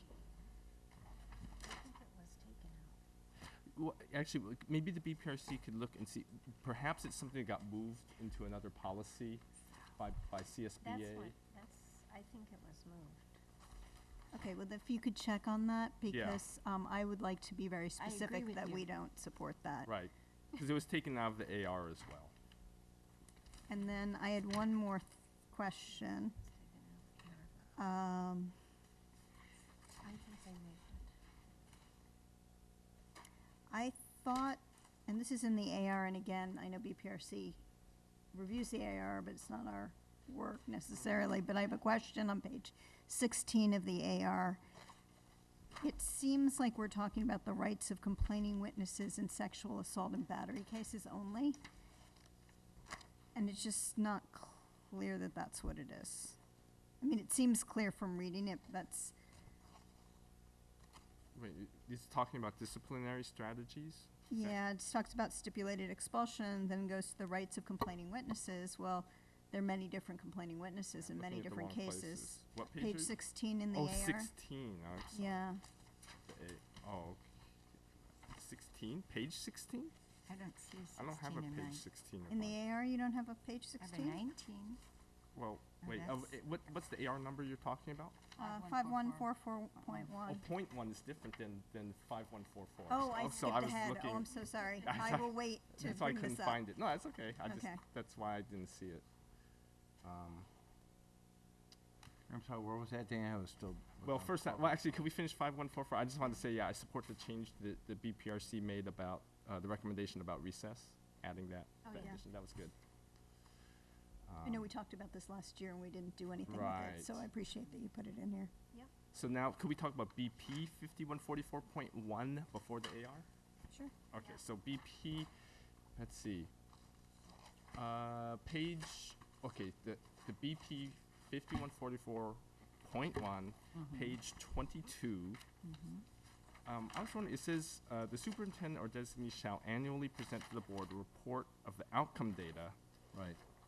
Which, you know, it's good stuff. I mean, the number of students recommended for expulsion, the grounds for each recommended expulsion, actions taken by the board, and disposition of the students after the expulsion period. So that's sort of, what's the outcome after they... Right, do they go to alternative school, or are they homeschooled, something? And did they return to the district, or... Right. Right, because it's after the expulsion period. Mm-hmm. Okay, so then annually, so is that something that would be regularly scheduled for a certain time of year? Or? Should be, yeah. Well, and we do recall, I know as part of the WASC process, that high schools are required to put forth expulsion data. So we collect it, we have it. Right. If we put it in some kind of report. I'm just curious, would So, that be so is that enclosed and do you want that to be a shall, or do you want that to be a may? I mean, I don't this know is if a it's board required. report. Oh, yeah. Is this required? Is this?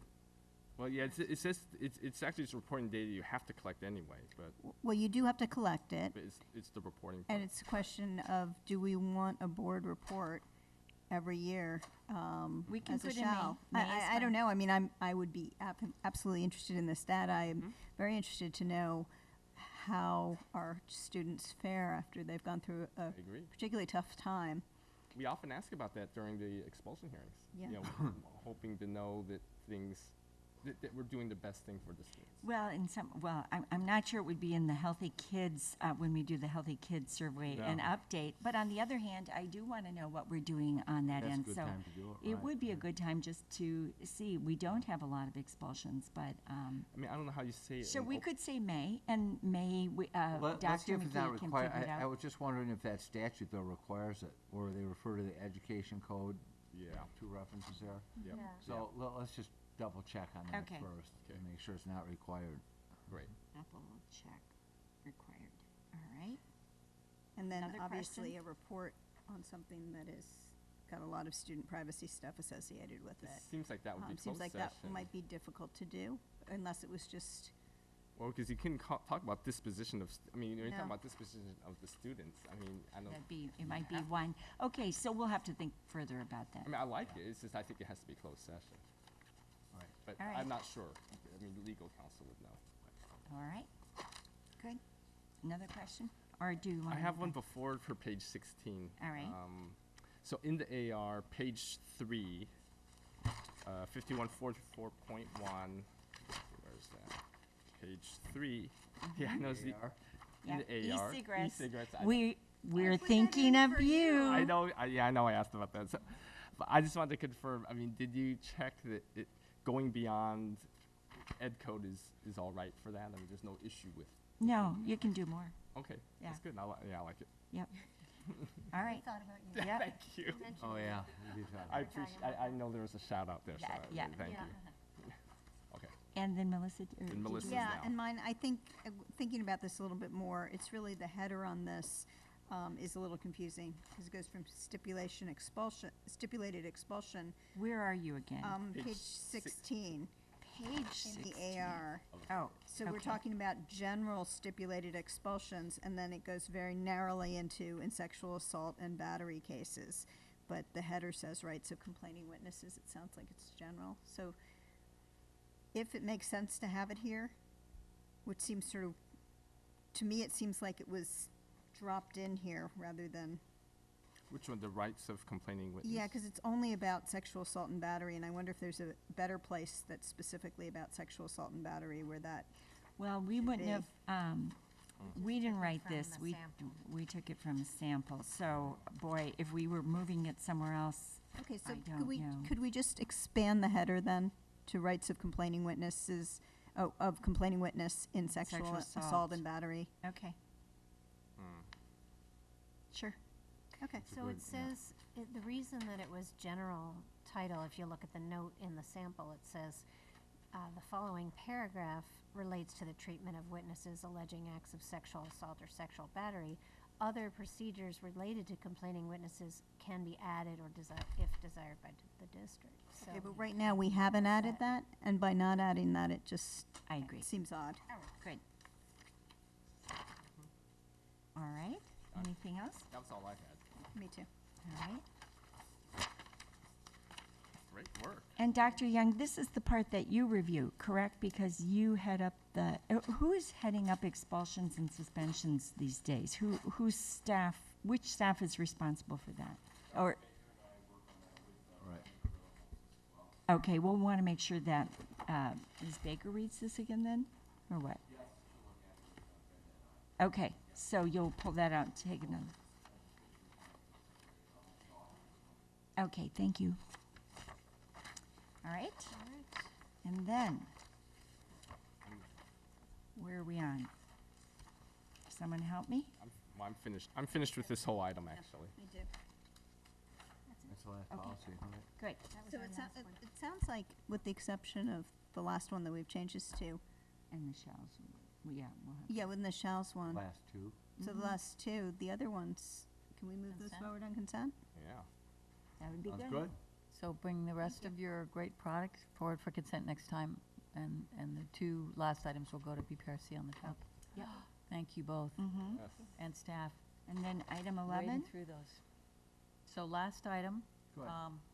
is action item. This is on the conflict of interest code we've discussed previously. Dr. Right, McGee? so this was brought up at the last board meeting, and a board member asked us to explore the limitation of board members on participating in matters involving specific parties that are directly and substantially related to former employers or former clients. In 2009, the federal government issued an executive order that limits the participation in these types of matters for a period of 2 years before the date of appointment and 2 years after the date of appointment for every appointee in every executive agency appointed on or after January 20th of 2009.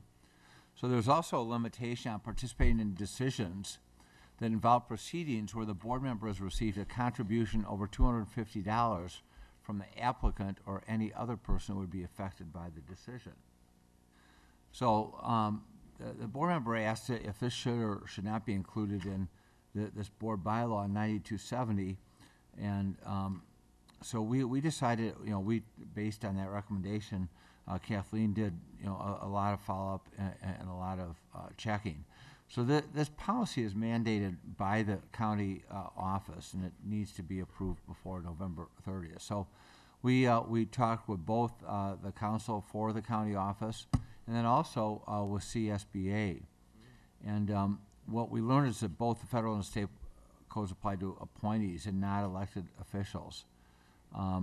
But elected officials are covered by the Political Reform Act, which includes sections noted in the policy. So we may want to still address this in either a separate policy or add on to something different. We certainly can, as a local body, That's right. add this. So just because it's not required doesn't mean it doesn't make sense We for can us, add it, so. right? Or we can have a separate policy. So Correct. we thought tonight it would be wise just to pass the conflict of interest policy as is, and that'll give us time to really consider where to do this, maybe get some more advice, see some precedents from other school districts, maybe spend some more time with CSBA, because it's an important consideration. And so we are hoping to schedule BPRC before our November 12th special meeting, and we'll have to check with our quorum and schedule on that. Is that it, Ms. Yes, Townsend? yes. Okay. My concern, I like to have like or related policies together, because you look at them in the whole. Actually, we've just kind of run out of time. So we had hoped to meet this morning, and we just got some scheduling turned around. But so I would like to move on this because we need to get it adopted. On the other hand, I think we do need to deal with the rest of this at our next BPRC meeting, and my preference would not be to delay this forever with CSBA.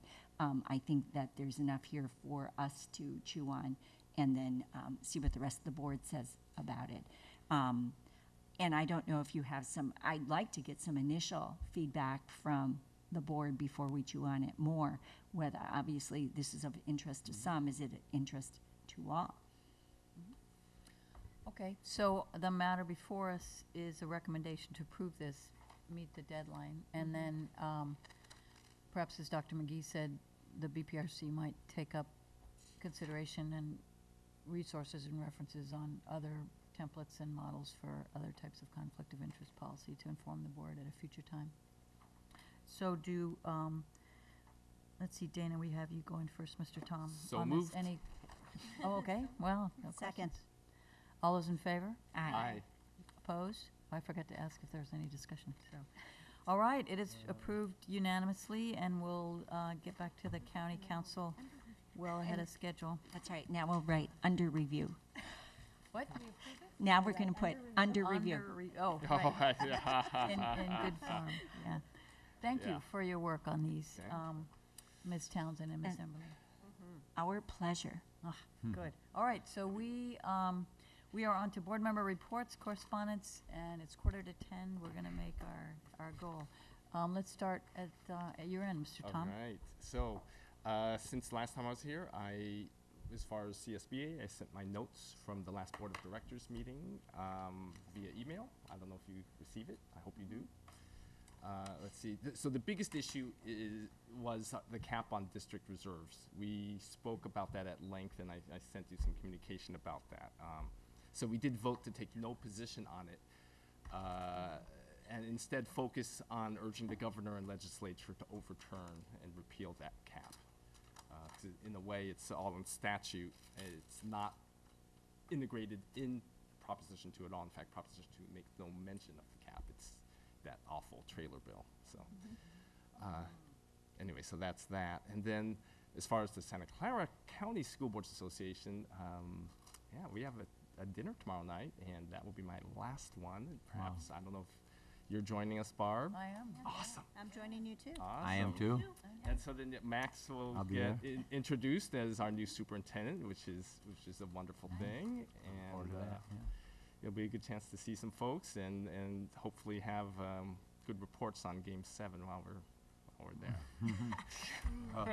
Before dessert, yeah. Hopefully much better than Game 6. Thank you, thank you. Ms. Townsend? I have nothing to update tonight. Okay. Ms. Emberling? We had a city schools liaison meeting, and we had presentations on emergency preparedness and on we shared the enrollment report. And I think Ken Duker, the Director of Emergency Services for the city, and Victoria Greenlew, our risk manager here at BAUSD, presented sort of how we're partnering together around emergency preparedness. So very interesting presentations. And Alyssa and I attended SF Squared Symposium. Good. All right. And a lot of the particularly community-funded districts are concerned about these reserve caps. Well, this is all for community-funded districts. But they talked about advocacy issues going on at the state level. And We actually brought back the packet, and they always have such a good packet, so we should ask Kathleen to make sure that everyone gets a copy of it. yes, it's very useful. Lots of information. Thank you. Yeah, I mean, the other thing is, they look forward to meeting you, Dr. McGee. Right, And the president said she'd be contacting you. right. Good. Look If forward she to hasn't it. already, she will be soon. Okay, good. Sounds Yeah, like a look forward to recruit, it. Yeah. I think they're going to take up the call for adequacy. That's going to be the new theme, adequacy in education funding. Yeah, they We've shared, been they there shared, before. yeah, Yeah. they shared some stuff from Southern California. Yeah. That was interesting. Well, and yeah, by the way, I mean, just as a little update from CSBA, I mean, the Robles-Wong lawsuit has just really fizzled out, which was really trying to achieve adequacy Yeah. and demonstrate that they're, the legislature's violating the Constitution as far as student funding. But Yeah. hopefully, maybe there's a different way to go about it. Keep trying. Amen. Yeah. Anything else? I went to a number of cups of coffee Yes, with Dr. yeah. McGee. Yeah, Even coffee in the evening, a lot of coffee, yeah. But you know, there's some themes that just are coming up again and again, and it was brought up today. There is a general nervousness that I don't think is new. I seem to remember it when my child was in my oldest child was in 5th grade. 5th grade parents are nervous about middle school, and anything we can do to help them see what's going on in our middle schools will be really beneficial to reduce the stress, because we have great things going on in our middle schools. And PI has done great work at doing those tours and talking about middle school targets. And Almost uniformly, it's parents where the 5th grader is their oldest. Oldest, right. Yes. Right, Mhm. that's right. Yeah, so some fast link to today's presentation would be helpful, as you mentioned earlier.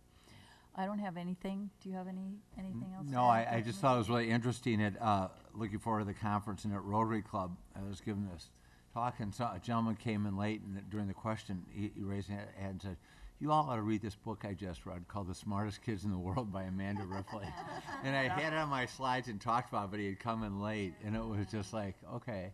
And I mentioned again that she will be at the school board conference. And my wife actually heard her speak in Glenbard back in Illinois, and said, don't miss it. Said it was 2 hours. It was unbelievably terrific. So yeah, look forward to that.